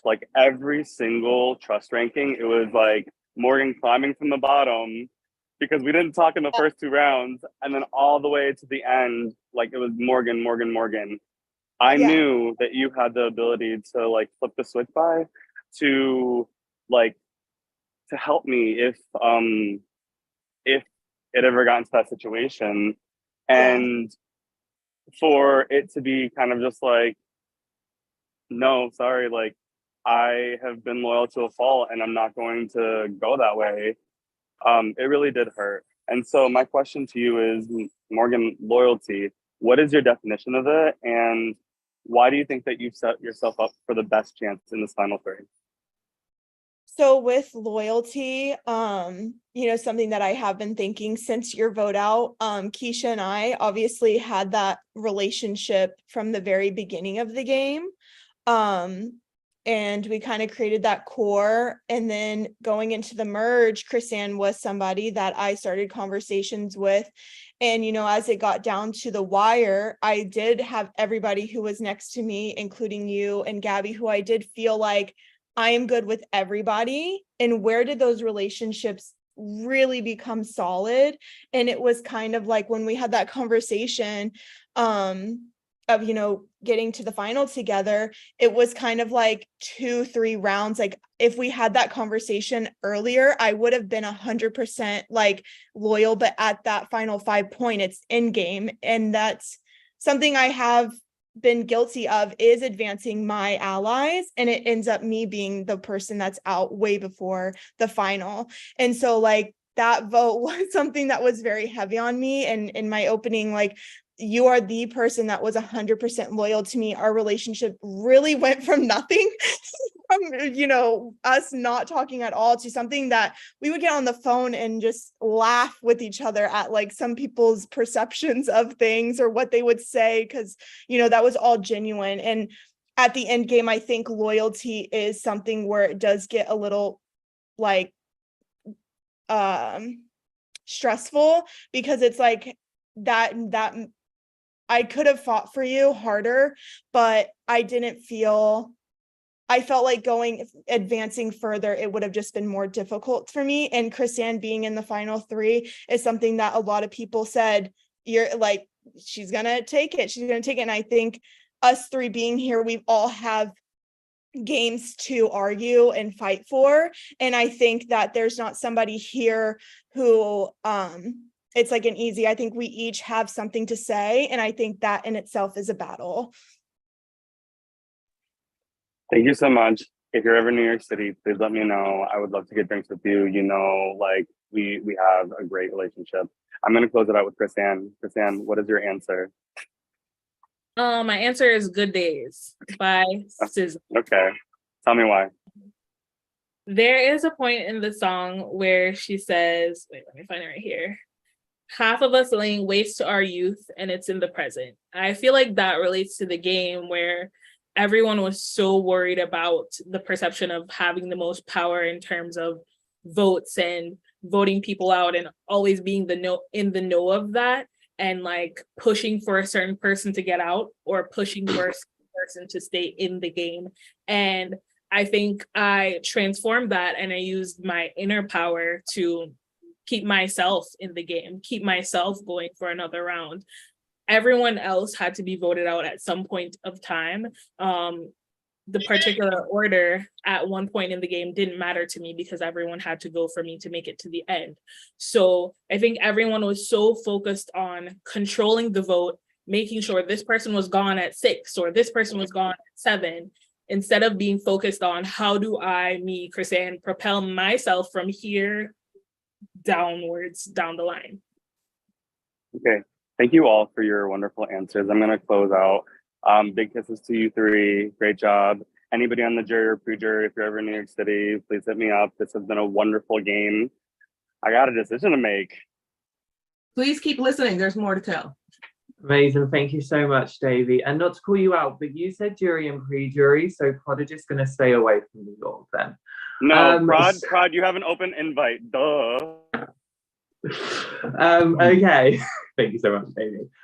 We are going to move on to a juror that has joined us. So we are going to have Esme. Esme, there Hi. she is. Your time starts now, my love. So I'll be quite honest, this is going to be a really difficult vote for me because I had to miss half of this. So there's a lot that I missed about you guys talking about your games, and it's upsetting to me because I wanted to, be here and hear your full games, especially to people like Morgan, because and Keisha, I really did not see your games because we had so little time together. So I don't know if somebody has kind of already asked this, so if it is repeating ground, I'm sorry. But for Morgan and Keisha, Chris, I'm going to ask you a different question because we did have the earlier parts together. But for Morgan and Keisha, would you give me kind of a talk about your early stages of the game before we moved into Merge? Because I have gotten to hear more about your Merge game since being in juror and hearing people's opinions. And but I just didn't, again, there was no swap. I did not interact with either of you until like my elimination day, pretty much. So like really want to give you guys the floor and actually like talk about stuff I wasn't able to see. Yeah. Morgan, do you want me to go? I feel like I'll let you guys go a few times. Yeah. Okay, so early stage of the game, I'll try to be brief. I was strong in competitions. I was a leader in a lot of the competitions, especially ones where we could see where people ranked out and how people did. I either won my matchup against someone from your tribe or helped lead and win the immunity that we won. And then that allowed my tribe to want to keep me around. They never wanted to vote me out. People were telling me they wanted to keep me around because they knew I was not only strong in terms of my performance value, but also giving 100%, always present, always organized, always rallying us together to make sure we were all giving our best and giving tips about how we could perform better because we were losing a lot. and keeping morale high because it started to get very sad towards the end. And so that's how I contributed pre-merge in terms of the social and outwitting part, because it kept me on people's mind in a positive way to keep them from wanting to vote me. But then also in terms of the votes, our first vote was pretty straightforward because David didn't participate as much as everyone else in the scavenger hunt challenge. So it was kind of like we all agreed. When it came to Marco, for different reasons, and not all reasons that have been stated from my tribe that everyone knows, I wanted Marco out. Marco had to go because Marco was a threat to my ally, Ray. And because of that, I decided Marco was the name. I told Davey, I believe it was, if I'm not mistaken, it was Davey or Matt, but I think it was Davey. And later on, I came back to Davey, was like, what name are you hearing? Davey was like, Marco, you're the one who told me. But Davey was the only one who knew I said Marco's name. And everybody else was saying it because I made sure that it was said by other people so that Marco was the name through elsewhere. And Marco thought it was Morgan, and Marco wanted to vote. No, Marco, I think thought it was Gabby. He wanted to vote Gabby or Morgan. I forgot which one. I think that Marco was the one who did Morgan. And so I made sure they didn't think it was me, just in case they found an idol somewhere that, by the way, I want to talk about that at the reunion. And obviously we were all involved with a lot of the votes because they happened. As Morgan mentioned, we formed a tight group later on in the game, but it was formed because when Mark came over to join, Matt kept fueling this idea of this girls' alliance that didn't exist.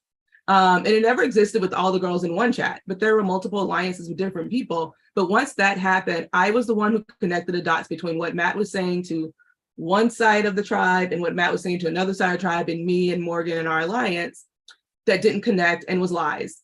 And I pulled Morgan and Gabby together and said, hey, this is what's going on. You guys need to compare notes. Let's all compare notes. We need to vote for Matt here. And at the time they wanted to do Davey, I shifted the vote to Matt, and that was a pivotal move for, I think, me and pre-merge, because I think it was smart to get Matt out, and I didn't think Matt was going to be loyal going into the merge. And that's how I voted for the other votes as well. I think Megan is a lovely person, but I don't think Megan was going to be as strong at comps as Davey. So in the decision between those two, I thought Davey was more genuine and direct about what his intentions were, and was stronger at competitions that I thought was going to be a good person to be with me at a merge where we were trying to work together. Thank you so much. You're welcome. For pre-merge, I feel like my strongest asset is social ability. I immediately got with Carson and Gabby. I formed that relationship with Keisha. It wasn't until Carson left that I started really blossoming with Ray. I felt like me and Ray were good with everybody, and we had multiple chats to maintain those relationships. Whenever it got down to the wire, like Madeline joining and Mark, those had to be the votes to again solidify the OG Cristobal, because if we had gone against one of our own at that point, we would have already started having cracks really explode. With the Mark vote, there was some turbulence that started with where information was coming from. Like Keisha said, it ended up being Matt twisting words, and I think it was really communication that helped me in that first half get on the same page with everybody, with the chats getting on calls. Those last two votes, Matt being he's saying things to different people, the Girls Alliance, we kind of saw a different view of Matt that I didn't see prior.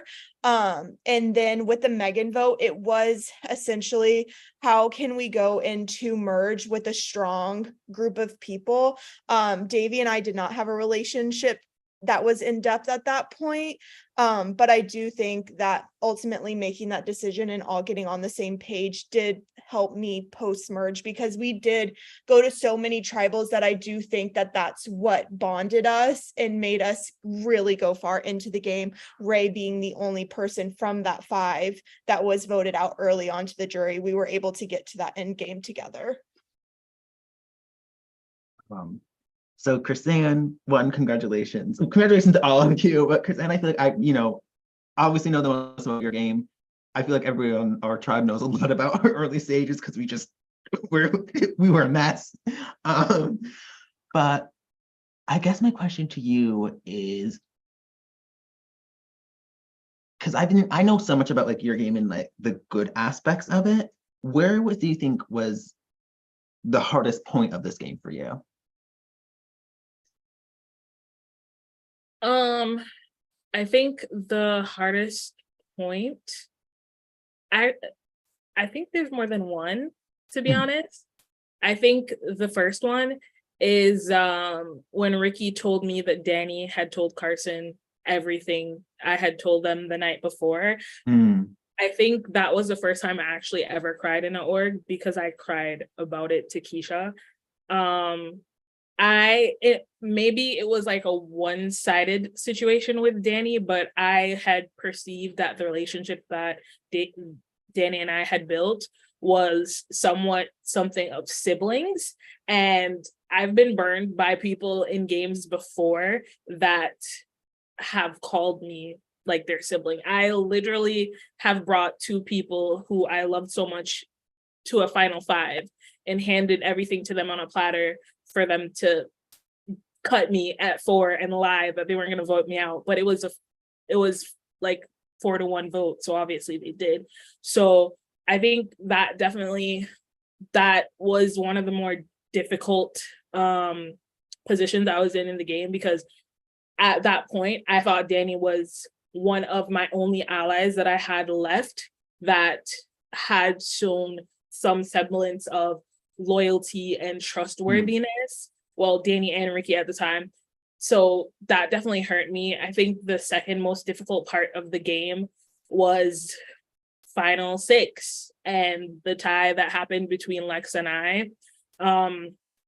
Obviously there was a lot that I had bottled in, a lot of information that I had bottled in, and a lot of information that I was being fed throughout that round and the round before. And I love Lex. We connected on a personal level, and I will always be so grateful for that. But as an ally, the moment Lex told anyone that my birthday was on the 22nd and his was on the 23rd, that like broke my heart. And we had agreed when we found that out that we weren't gonna tell anybody. We weren't gonna divulge that information to anyone. And I kept up my end of that bargain, and it was gut-wrenching that I basically felt like I was pitted against Lex, and I had to defend myself to say, hey, like, I am the better option here than Lex. So yeah, and that also put me in a somewhat odd position. A part of me cursing the jury out and saying I wasn't going to talk to you guys was a part of me trying to prove to the other players in the game that, hey, these people don't like me. I just told them I literally said you all suck. So that was a part of me trying to keep myself tethered to the game and trying to show the other players that the jury don't like me. They all backstab me. There's nothing that, I have that they want. So that's it. All right. Thank you all so much. I'm very excited to see how the season goes. I still, again, wish I could have seen everything, because I feel like I wish I could hear you explain the games fully, and I'm sorry that I wasn't able to, but good luck to you three. I'm so excited to see who wins. I said at some point in the season, I wanted a woman to win, and we're getting it. So good luck. Thank you so much, Esme. Love you. Okay, we are moving on to our final juror of this season, and it is, of course, the artist formerly known as Gabby. It is Gabby, if she's still here. There she is. It was way past my bedtime.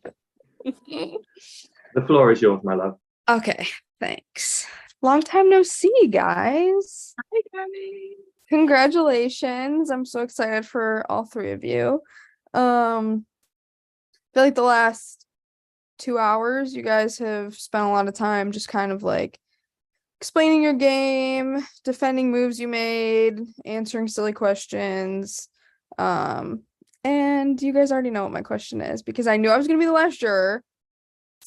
So, and everyone's already asked everything that there possibly is to ask, pretty much.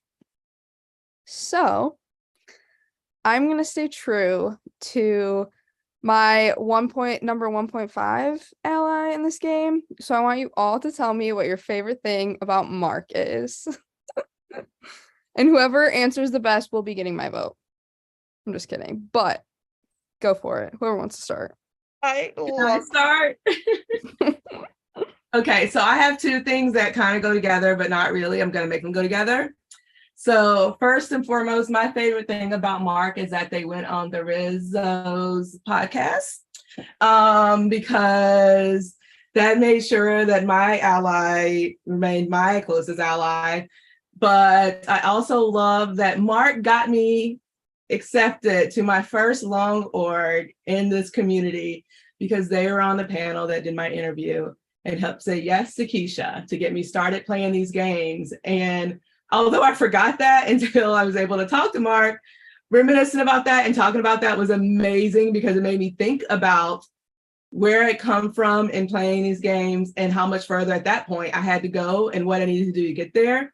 And it was a great mid-game reminder for me to keep the fire burning, to keep going, and to not fall back and be complacent with my gameplay, and to make sure I was still making strategic moves all the way. So Mark was great for my game in that way. And it was great that Mark voted me twice because then I could go into merge saying, oh my God, I'm such a target, my tribe wants me out, which was not really true, but it was great. So Mark is awesome. I loved Mark because when me and Carson got to Darwin's, we not only did me and Carson were like, we're not about this, but Mark was like, yeah, so like I actually have things to do, so I don't have time for this. And I was just like, I love that. And then I will say we got on like a long 1.5-hour call and we very much vibed, and my friend was over. And literally when he got voted out, my friend argued with me for 2 days that if I ever take away from my friend's time to have a call with somebody and I end up voting them out, that he will fight me. So I hope that I can maybe talk to Mark. He deleted me off a Snapchat after an hour of being added. So he is a very spicy man, and it was just a joy. So I love how unpredictable Mark is, and like how like Mark strikes me as one of those people that actively goes against the grain. Like you'll expect him to do this, you'll tell him to do this, you'll say, oh, everybody else is doing this. And Mark seems like the person who's gonna go like the exact opposite direction, and he's just gonna do what he wants to do anyways. So I love the fact that, you know, he doesn't give a shit. He does what he wants to do, and it's basically like, if you like it, then you don't. If you like it, then you do, and if you don't, then oh well. You know, he doesn't strike me as the type of person who is going to like have any excuses for anything that he's done. He strikes me as the type of person who owns the shit that he does and is very like proud of like who he is and the things that he does and the energy that he has. So yeah. Love that. So obviously that was very short. So I will give you guys the floor if any of you guys want to like use this time to say anything that you didn't get to say in any of the questions, or like elaborate on anything else, just since you know that was I had something I wanted to add. Davey isn't here, but the jury should know it. It was about Davey's vote because Davey didn't ask me directly about his vote. Obviously, the idea of voting out Davey because of the threat of immunity was a thing, but I was willing to be loyal to Davey despite that. The turning point and the kicker for me that pushed it over the edge, that obviously I wasn't going to say to Morgan, and my argument to vote out Davey was that Davey was a part of the alliance that was going to allow me to vote for Lex and was going to vote Gabby out and didn't tell me about it. And so, as I mentioned, being the Dolphin that I am, that was a threat to me, because if we got to the Final Four and Davey won the immunity challenge, then that was the only time I probably would have not been confident in whether or not I was going to be the one to stay or if someone else was going to get voted out. And I didn't want to take that chance. So I made sure to control my fate in voting out Davey when I had the chance, and then winning my own immunity so I could be at the end. Anybody else want to use this time to talk about yourself? Kristen, do you have anything? Wait, one sec. You guys froze for a second. What was said? Did you want to say anything else? I hope everybody's having a good night. I'm nervous as hell. This was a bad dress to wear. My armpits are sweating. But you look so good. I'm in the shower for you guys. I'm gonna have to take another. I feel like closing speeches are coming, so I'll just say wrap everything up in that. So All I don't right, get sounds up. good. All right. Well, that's all I got for you guys. So good luck. Congrats. Thanks. Peace out. Thank you so much, Gabby. Okay, so that is the jury complete. They have asked all the questions. They have grilled you guys, and now it is time for your closing speeches. So this is your guys' last chance to convince this jury as to why you should be crowned as the sole survivor. Obviously, we are going to go in reverse order. So it will go Morgan first, then Chrisanne, then Keisha. So Morgan, you are first up, and I will leave it to Meg to do all the timing. Okay. I will start your time whenever you start talking, Morgan. So don't worry about it. I'll wait for you. Alrighty, I'll just jump in. First and foremost, I really enjoyed seeing everybody's faces on the jury. I really want to thank everybody for the time. Hyrie, I know you asked me a question that you wanted me to touch on. In this game, I felt like, yes, there were opinions that I did express. However, if me and you had more conversations, which we didn't, I think my opinions or our relationship in this game would have changed. But we didn't really hop on calls or talk unless it was about that. And I think that's a 50-50 thing. I'll take blame in that. But I do think the route of our relationship could have changed if we invested more time in conversations. So I do apologize for that. And I think if I explained what happened prior, and I think I just wanted to keep it at that. But again, based off of our conversations, that was just the topic, and it just kept on going into the next round, So for that, that's kind of my explanation for that. Trust and loyalty are something that I'm really big in. And I know Davey said, what is loyalty to me? If this season's themed is Darwin's evolution, the idol that we can never find, his theory of evolution and how I feel like I evolved in this game is something I've gotten in the jury, but I haven't made it to the end game because I let my allies advance. I don't want to believe that somebody's playing me. And I think in this game, even though I had trust and loyalty, I knew moves had to be made. And I do get into my head and emotional about if there will be a friendship afterwards, because I do care about that person. I feel like in this game, I do deserve the win and triumph because I feel like I did evolve in that way. I wouldn't be sitting here if I did put my emotions first. There's a lot of people that I connected to and laughed with, and it is really hard for me on a personal level to vote those people that I enjoy out. It is overall a game. I just again want to take the time to congratulate these two women for sitting in this final three. Keisha, you are such a strong woman. During that competition, you really showed your strength, and that was just amazing for me to see, because that just shows how much of a competitor and passion you have. And then Chrisanne, all of our conversations, we've said it, there can be time in between, but I do feel like we just get on and we laugh and we're like, girl, talking about men and problems. So I just love the both of you, and I've just really enjoyed my time. To jury and everybody, this is the first game where I feel like I will walk away with people that I will maintain relationships with. And that says a lot. I have not had some best experiences in orgs. And in my last org, I didn't want to play another game.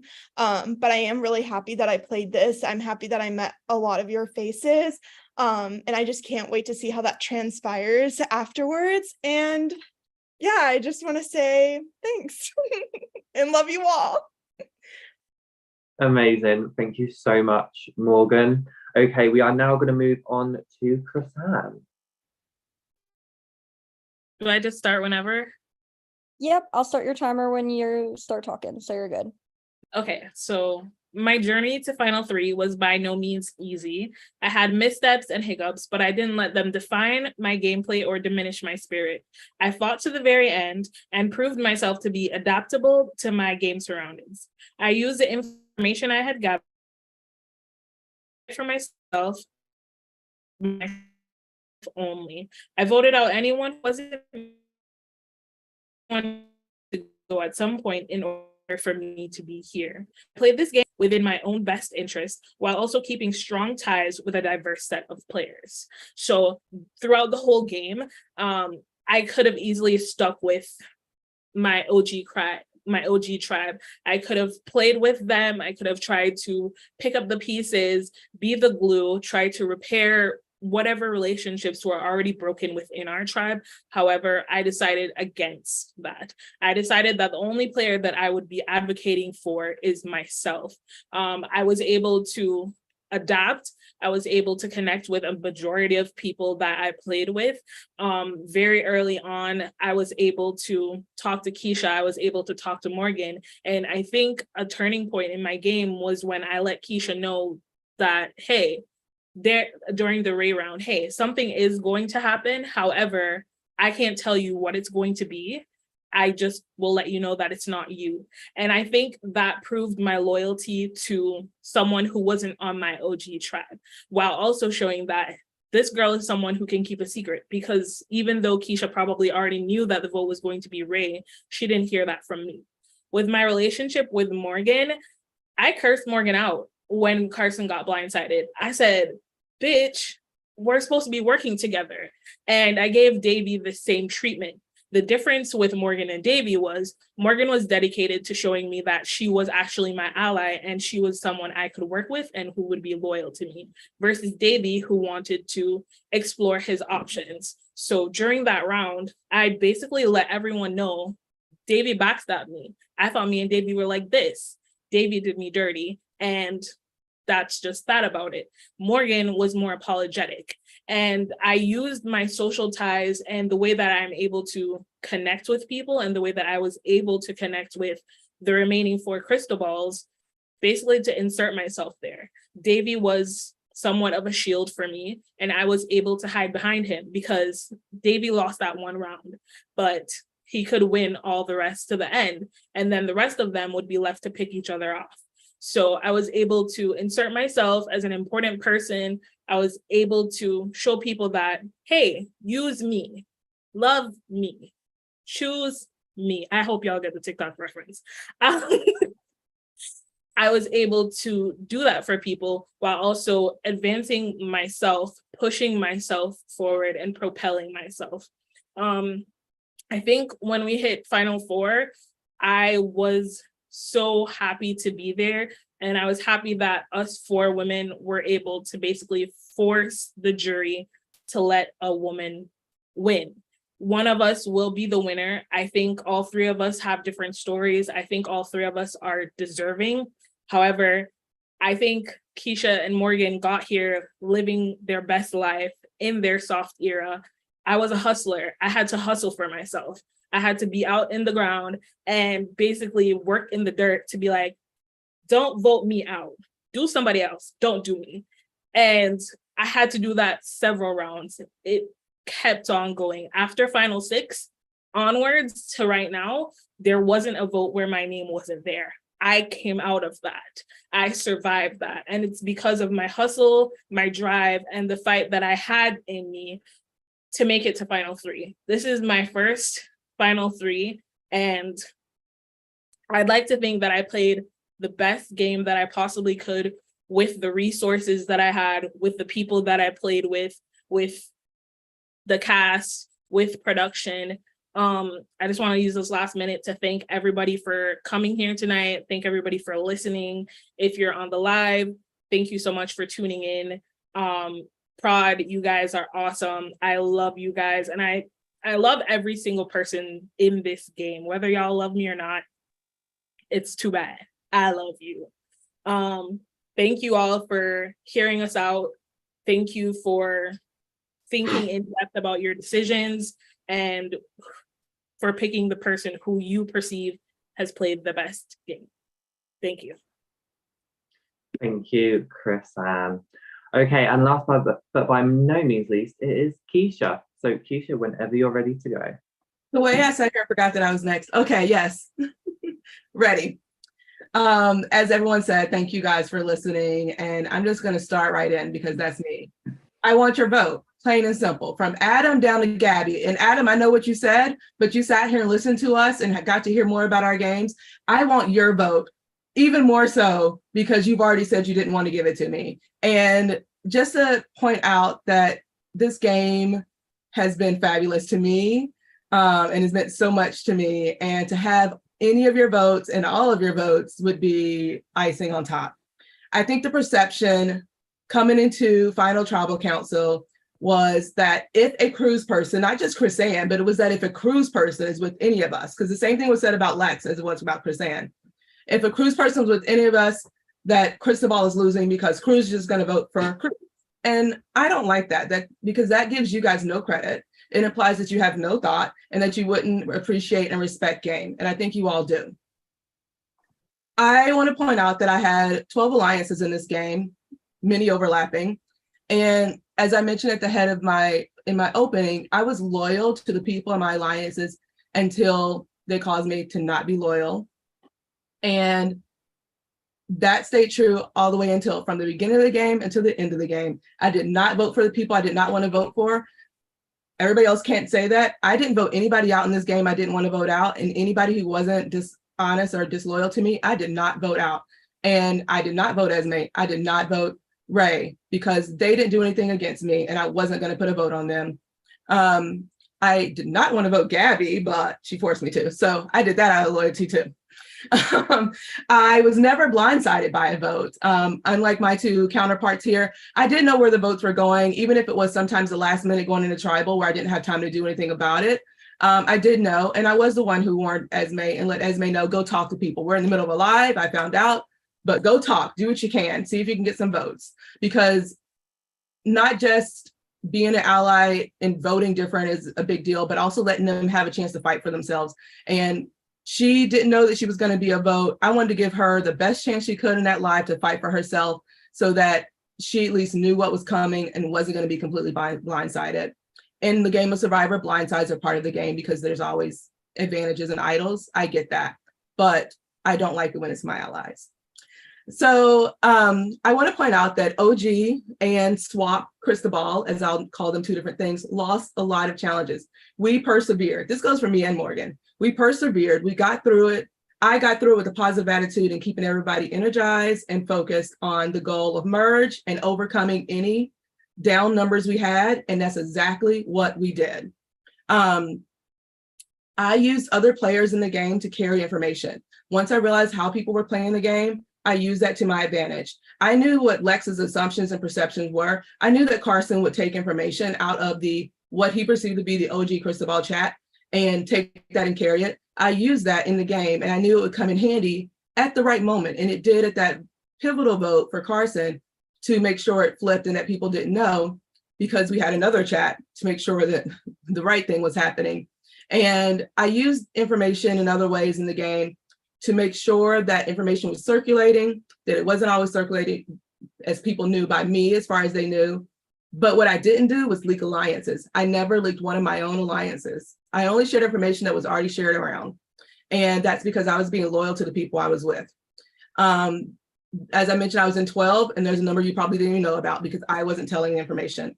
I kept information close to my chest when needed. I knew Morgan did a deep dive into Facebook for Gabby about the Mark thing. I didn't tell Gabby. Gabby learned on her own, and I made sure that I downplayed that so Gabby didn't want to go straight after Morgan, which is something that Gabby wanted to do. And I made sure to keep them together and downplayed that so that my allies could stay in the game together and help me propel forward. Chris Ann is here because we helped keep Chris Ann here. Chris Ann is a great player, but Chris Ann didn't have as much agency at the end of the game as me and Morgan did, especially me winning the last immunity. And I want to say I came in with a plan. I was flexible in executing my plan. I achieved part one of my goal with getting here, and I need your help with achieving part two, which is giving me your vote for me to be the winner of Triumph. I have played this game from start to finish, full on heart, 100%, showing up every day, every tribal, all the time, and won that final immunity to make sure I was here and make sure I had full agency and control of my game to get here, and ask for you to vote for me to be the winner. Thank you. Okay. Thank you, Keisha, and thank you, Final Three. You have all battled so hard and so amazingly. So for that, give yourselves a round of applause.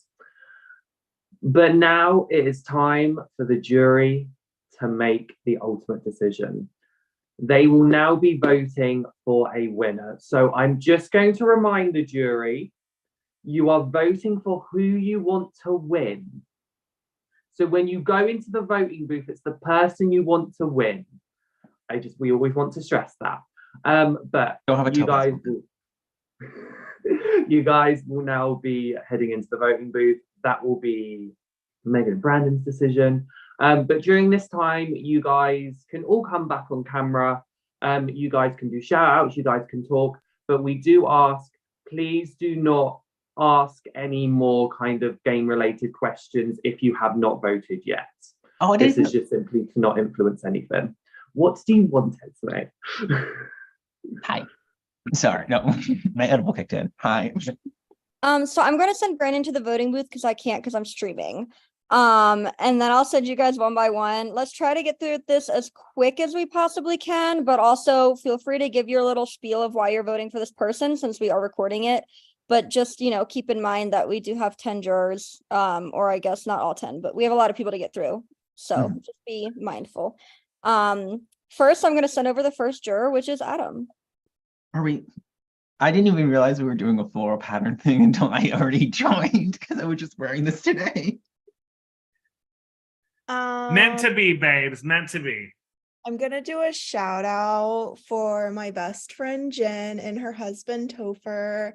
I love both of you so much, and thank you so much for letting me talk my stress out over the last couple of days. I'm gonna shout out. Shout out to Baldur's Gate 3. Woohoo!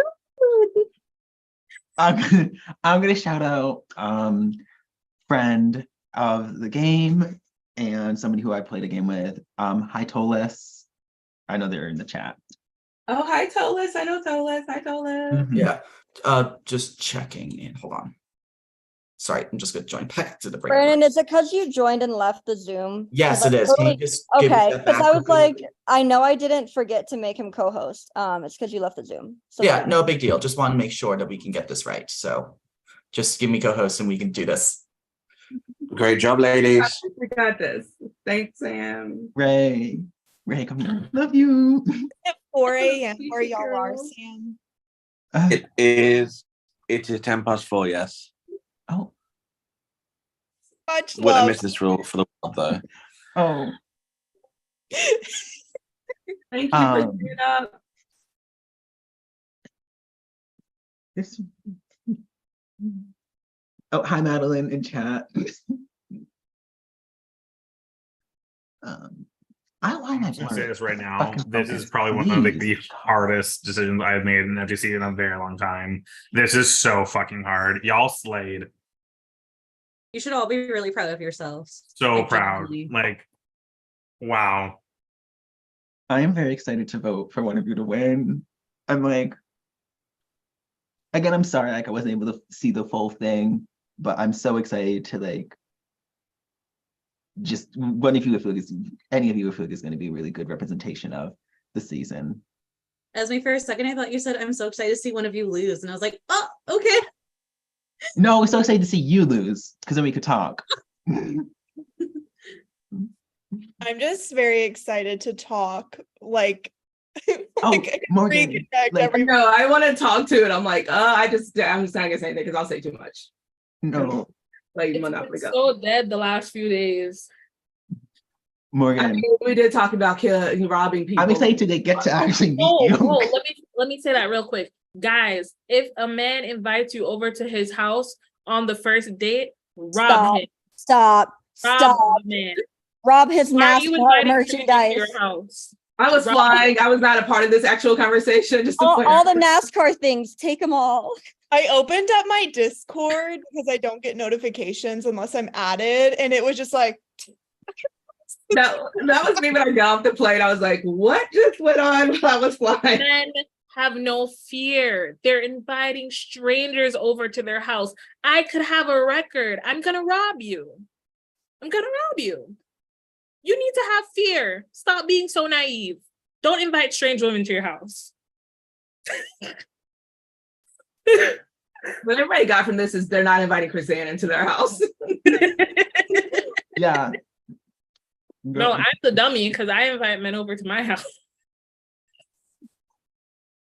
I was about to say I'd never go anywhere alone with a man willingly, so let's start there. Me going to You have a fiance, you're all settled. Some of us are still dating, Ray. We have to like figure it out. This is for the people who are dating. Mm-hmm. I point out I will go to Alabama if someone wanted me to. Just put it out there randomly. Just I picked a random place. There was no motivation with the place. There's a lot of places I won't go. Roll Tide! Come on, Keisha. Keisha, there's a lot of places I won't go. Just based on certain aspects of me. I don't want to get hate crimes. So some people from certain states, no, sorry. I'll go to Canada. Hi, Chris-Anne. Hey girl, what's up?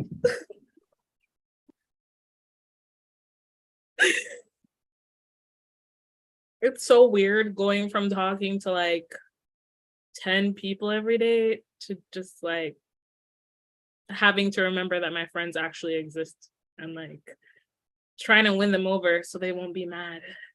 Yeah, my friends want to do something tomorrow, and I was like, I think I'm free because like the game will be over. Like question mark? Like I don't have something scheduled. I can say I'm free. I don't have to worry about like what time it is. I could just say, yeah, I'm free. That was so weird. Right. You know what? I kind of find it sick in every long game we've played that you do like 2 spots better than me. It's the cis privilege. No, I'm kidding. It's the not getting stabbed in the back at the cornucopia feast. Megan is trolling us in the chat. I just want to point that out. Just pointing that out.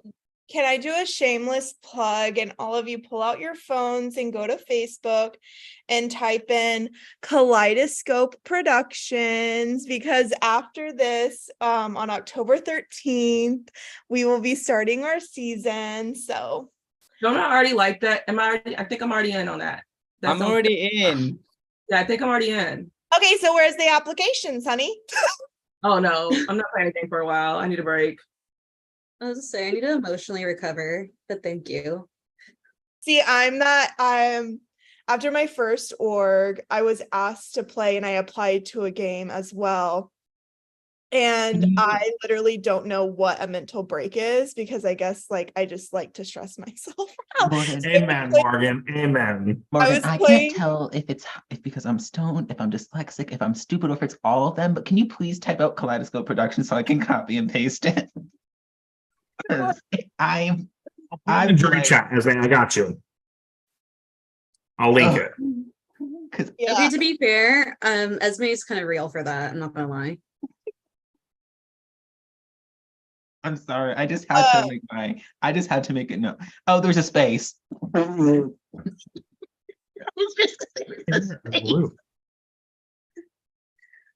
I'm gonna invite you on Facebook because I can't figure out how to share it. I got it. I know. There you go. There you go. Oh yes, we got some ads. It's okay. There Our it is. next season is going to be conspiracy themed. So please. I thought you were gonna say construction. No, conspiracies. So everybody, what's your favorite conspiracy theory? That I was pushed. Orgs. I have one. Orgs. There's a bread conspiracy in oh Canada. my God.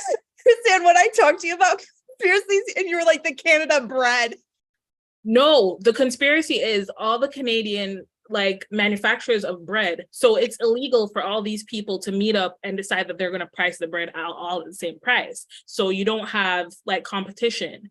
So it's alleged that they've all done this. So no matter what supermarket you go to, all the bread is going to be the same price. That removes buyer's agency, right? Because I can't go to the next supermarket and be like, y'all want $5 for this here. They want it for $1 over there, right? So they all have the bread priced at the same price. It's fucked. I love that conspiracy so much. I like the one where it's like Berenstein Bears and like Chick-fil-A. That's like my favorite one. Mandela effect? Yes. Yeah. Or like when I have deja vu, I will literally be like, I understand that I've already done this. I understand there's a glitch in the system and I just want out of it. Okay. If you're listening and watching, I'm aware. I just don't know how to get myself out of it. Oh, that one girl from the Lulu tribe would hate this conversation. I'm talking about conspiracy theories. You know what? Hot take, Emily. I can't wait to see what she does this season. I can't wait. She is a villain, and I love it. I would just like to say Emily is in my draft for the podcast that I do, and Emily has been loving me, so I'm so happy about it. Thank you, confessionals. We love her. My Big Brother draft, I think, is still doing well. Are we still watching that? Is that still on? Yeah, I No don't know what they're spoilers. doing. No spoilers. I've get been my- through for a while now. I mean, Amazing Race? Hey, come on. No. Oh my gosh, I love The Amazing Race. If anybody No, wants the challenge. Oh, that's right. It The all. I finals watch it coming soon. all. I watch all I of will those. say the Challenge USA, the first one, maybe was a little bit better than this one. Hot take. Love Oh, you, you Chanel. think? What? Really? You think that? No, I'm just like curious. You think this? I think because the challenges themselves aren't that great. That's Is that, it. Hey, that's they're what not me as and my friends intense. talk about that. It's because the players are wonderful right now, but the challenges kind of suck. I just don't like the actual mechanic of the hopper. finale- I'm like, Yeah, the face-off Oh, the challenges ball? just aren't good. I kind of I like the balls. It reminds me of like when I was a kid and I like jumped in the ball pit. I don't mind the See, I'm hopper, like- but the challenges that they're doing against each other aren't that dramatic. They're like kind of crappy. let's jump off a ledge to grab a stick. Like, No, the one where they had to bounce the ball into the What are we Olympic. talking about now? What did I walk back into? The You don't think challenge. that was a good challenge? no, it was terrible. The one Oh, with Tyler and the other guy from Big Brother. the Aussie boy. No, the other one, the black guy from Big Brother. Like that was horrible. That was a horrible challenge. Monty. Oh, the one that where Like, they had that was a to horrible challenge. they had to balance the things. Yeah, it was just miserable. I can't imagine them having to stand there for I 5 just, hours. like, Do that. Wes's retirement and his emotions. I was just like, I Oh love gosh, that did not move me at all. Because Wes is gonna be back in 3 years. This kid is running around. But his kid is cute. I saw him on Instagram. But like when that kid starts running around, Wes is gonna be like, "Take me back to the challenge, please. Get me out this house." well, that paycheck pays for Right. itself. That's Just what the rest to of them go do. That's why Corey's back. Like, I mean, he didn't retire. We love Corey. I want to see. I want to see. What? I literally Where's love. Matt? Can we give him on the stream? Is Matt watching? That Lex loves Matt. Oh, that's I who I just want to think give a shout out to. Pre-jury, Matt, like another one of my pictures if you're watching, please. Matt, I'm on Facebook. I know, Matt. Add me on Facebook so we can talk about sports. Yeah, I'll talk sports too. No, you won't. I'll try. Lex was like, I can't get close to you because we don't talk football. We can talk about what they wear, their wives. I know Sierra, Russell Wilson. There's a connection. Love Sierra. Yeah, Just FYI, I'm sending Ray over, and Ray is the final juror to vote. Slay. So Okay, after that, we're gonna tally the votes. Ray is deciding the vote, actually. Like, So intense. I'm not can y'all ready. imagine? Oh my God, I- 3-3-3. I Yeah, just- wait until tomorrow to tell us the results. I can't handle it. I just want to go to sleep right now. I'm so tired. I just want to reiterate like how much of a awesome cast this was. If Sam can attest, my last experience where I literally was like gonna throw in the towel because I literally was like so just was not in a good space. So just all of y'all, thanks for having good combos because it really does make what org should be. Thank you. I know that was directed just towards me and our one conversation we had. That like really sealed the deal, honestly, of my entire experience. Like cherry on top. Is that Ollie in the background of Esme's picture? Did you guys watch our music video? That was like the last part. Yeah. Oh, Okay, he's back. listen. Forgot to stop the recording. Sorry. Let's You're good, talk about who Brandon. Judge 2 was. That's what we need to know before these votes are revealed. Let's reveal Judge 2 first. We will reveal who Judge 2 is once the votes are read. Okay, deal. That's for Good luck, union everybody. behavior. Yeah, I was gonna say, Judge 2 is reunion things. Just give me 2 seconds. I am just confirming the votes. Good luck, ladies. Yeah, good luck to both of you. Good luck. And don't fuck it up. I think everybody should go to Orlando at some point. I get a discount on hotels so we can get like a group together. $50. My nephew's Morgan. in Orlando, so I do go to Orlando sometimes. So we'll definitely connect. Morgan, Hearts of Reality. Somebody let Ray back in. Ray's not here. Oh, Ray got kicked out. Oh, maybe I did that. Hold on. Let's figure this out. Maybe she got banned because she's always talking about Baldur's Gate. Brandon made it this far without me voting them out, but now you kicking Ray out. I might have to like vote you Hold out. on, let me figure this He's out. online. He's online, Morgan. I feel like then there's only one winner left. Everybody else has been voted out. I think Jordan is the winner now. Jen just texted me, Hyrie, and said yes to Hearts of Reality. So Shout out to Jen, birthday twin. Ollie, can you hold off just for a second so I can make sure Ray can get back in? I love it. Yeah. Yeah, just don't start reading it. Ray apparently can't get in the Zoom anymore. Hold on. Sorry. Oh, if they were kicked out, we have to start a whole new Zoom. I don't think we do.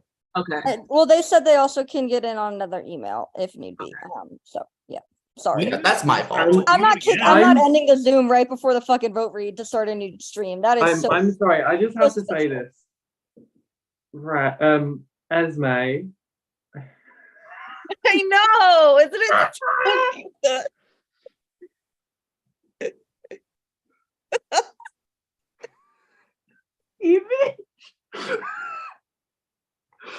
Can I also just say I'm not revealing it yet, but the hat on the outfit may be about to be making an appearance. So Oh, Mama will love that for you. She'd love you in your damn hat. I don't like how I look like I'm like 7 feet tall and Ollie when I'm back this far. for the first time, someone is taller than me. How tall are you, Ollie? 6'3". Oh shit, you real tall. No wonder you a model. Okay, I see you, Tyra. Shit. 6'3". Damn. Sorry, I just heard Right. model and I literally just threw up in my mouth. Oh wow. We love self-deprecation.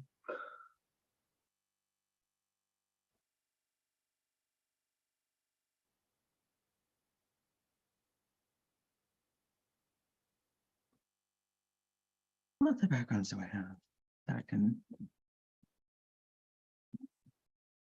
We will be Does getting to anyone the know votes why the fuck it soon. won't let Ray in on a different account? I literally did not kick her. I did nothing to get her out of the Zoom. That was her own choice. I'm so confused.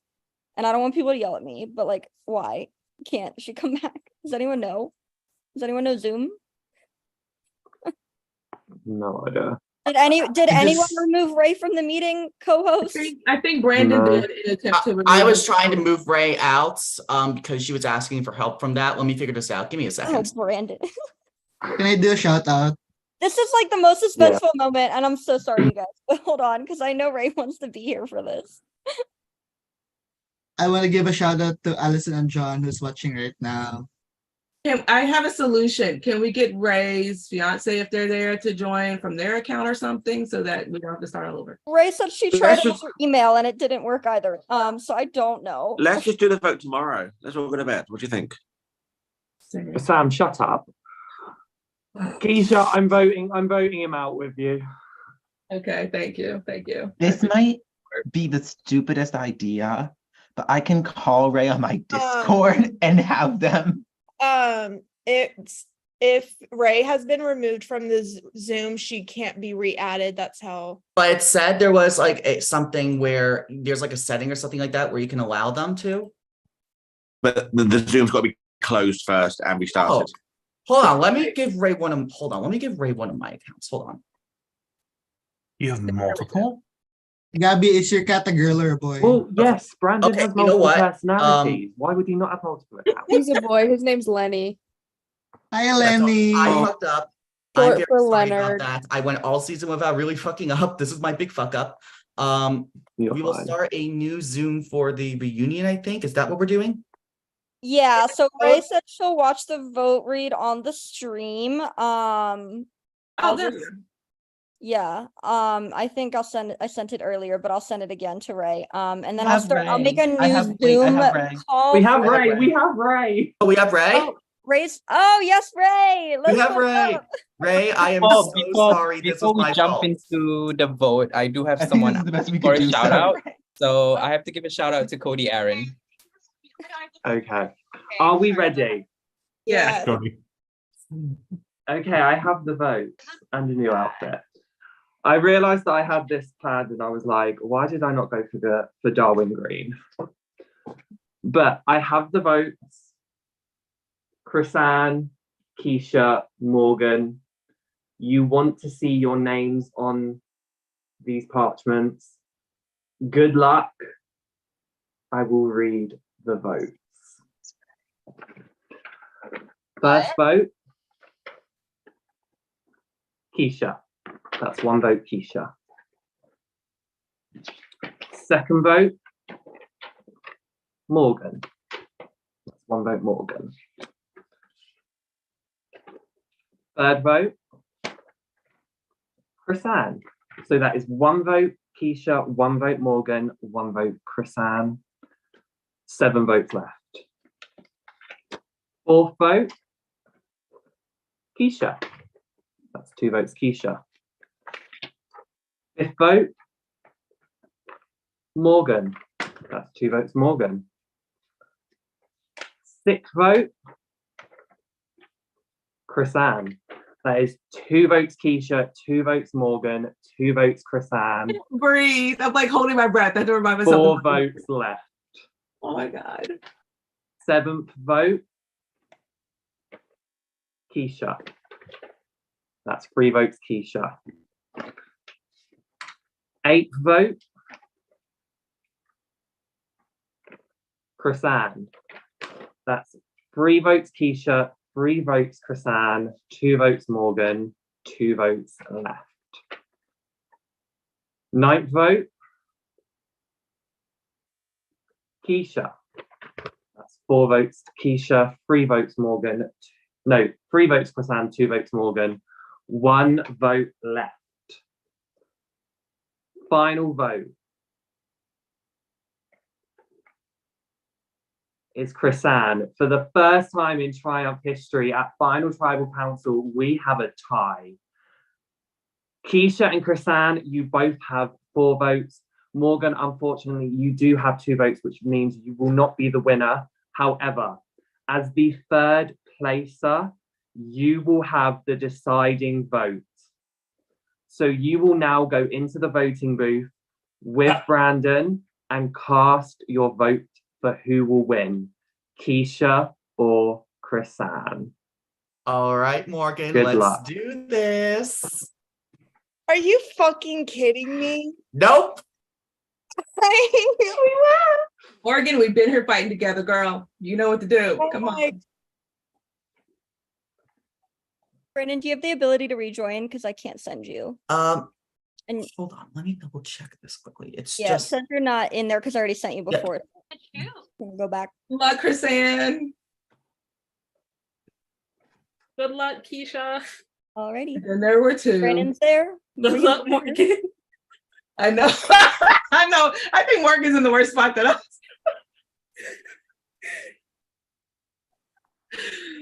Oh my God, I have to remember to breathe. I like was holding my breath while those things were being. Oh, I'll take a drink of water.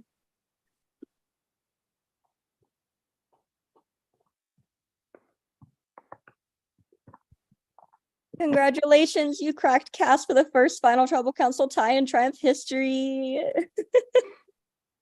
Slay, I know that's right. Shout out to you guys. We love it. We love it. Break all the records.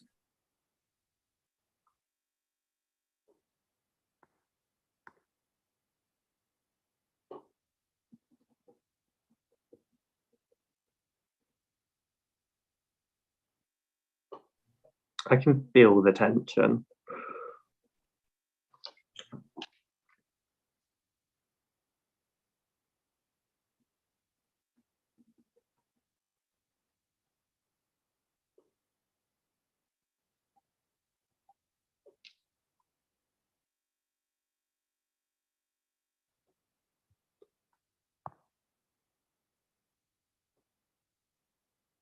Shout out to the 15 people on the stream.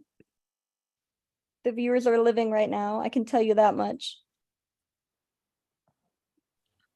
While we wait, get some solo cups out and some balls, Chris Ann.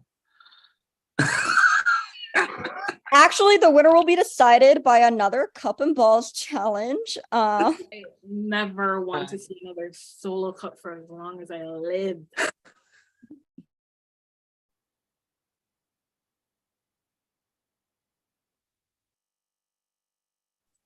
Actually, I have a super idol, so I'm gonna play it on someone so that all their votes would not count. So I'm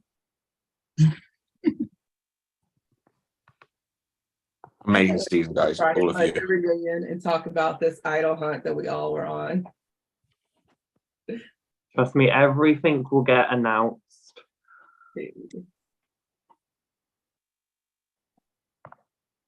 for some time I even thought like this season was like a no idol season because of how hard it was. No, same Ricky. I was like, forget it. There's no idols. And if there is, I'll just get voted out because I'm done with worrying about Yeah. idols. I didn't know where an idol was. I was like, well, I tried to get to the island multiple times to get an idol, and then I got snubbed of it going it 3 times in a row. Thanks, tribe. Don't heart me, Lex. I hope that we find.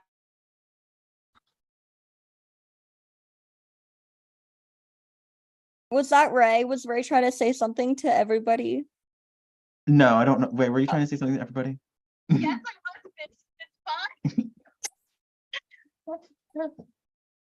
Don't you gagging me? Ray's quiet on the phone. Esme, can you translate what Ray said? Okay. Let me be Ray's translator. They were wondering if like where the idol was. We talk about the reunion. Oh, you want to talk about the reunion now? Yeah, Okay. we'll talk about idols and stuff at reunion. We have a winner. Okay, Ollie, go ahead when you're ready. Just as I have important, I have the not vote. told the host shit, so only Ollie and me know. So this is even exciting to the rest of production. Is Morgan back? I just want to confirm Yes, Morgan's back. Okay. Can I just say, I have- I was there for a bit. Love you both. I have Morgan's vote. I mean, I just want to say this is the way that this season finishes. Like it had to be the way. So Keisha, Chris Ann, good luck to both of you. I have the vote. I can't look. And the winner of Triumph the Galapagos and the sole survivor, congratulations, Keisha. You are the winner. Thank you, Morgan. Keisha, congratulations. Chris-Anne, well done. Second place is no mean feat. Morgan, third place is no mean feat. Both of you made it to the end with such a strong cast. Truly well done. But Keisha, you are the sole survivor. Well done. I'm doing a you. I'm trying to keep very composed right now, so no tears. But maybe later. But just, Keisha, how are you feeling? I feel fabulous. I'm also keeping it composed, but I'm not really. I'm not holding it together at all. No, I mean, we've said it all night. We've loved the whole cast. Thank you for everyone who voted. I think all of us getting votes is just evidence of just and I said this in one of my questions to Pride, either this round or the last round, that I thought anybody who made it to the final, everyone would get votes, just because we all have different gameplays and people look for different things in gameplays. They see themselves in different players. And I'm just so thankful that you guys voted for me and you respected my game. And from the bottom to the top, baby, first boot to winner. I'm never playing a Survivor game again though, because like I'm gonna keep that story arc there. Congratulations, Keisha. I just want to express some love for Morgan and Chris-Anne. I know sometimes like I could be a hateful motherfucker. I don't think this should be a surprise, but I love the both of you. You played such killer games. And to everyone's knowledge, the vote coming into this was just as close. It was a 4-3-3. This was a very, very live final tribal council. Votes were flipped, which did result in the tie. 2 votes were flipped specifically. But Morgan, Chris-Anne, Keisha, no, it was 2, I believe, or something like that.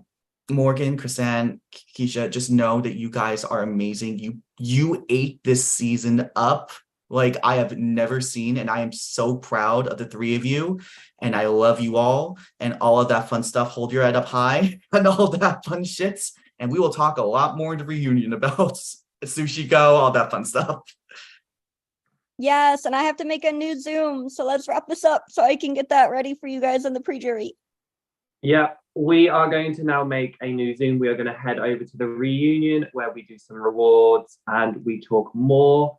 And even you might have an appearance from Judge 2. Oh my Who god. knows? We may have a special guest coming. Also, special guest. But yes, we are going to move guest to a judge new too. Zoom now, and we are Special going to guest. stop this recording. To everyone that has watched the season, to all the viewers, thank you guys so much. We love you and we appreciate the support. But for now, we are going to do a lovely little moment with the cast and give all of them their flowers. So we will see you guys soon.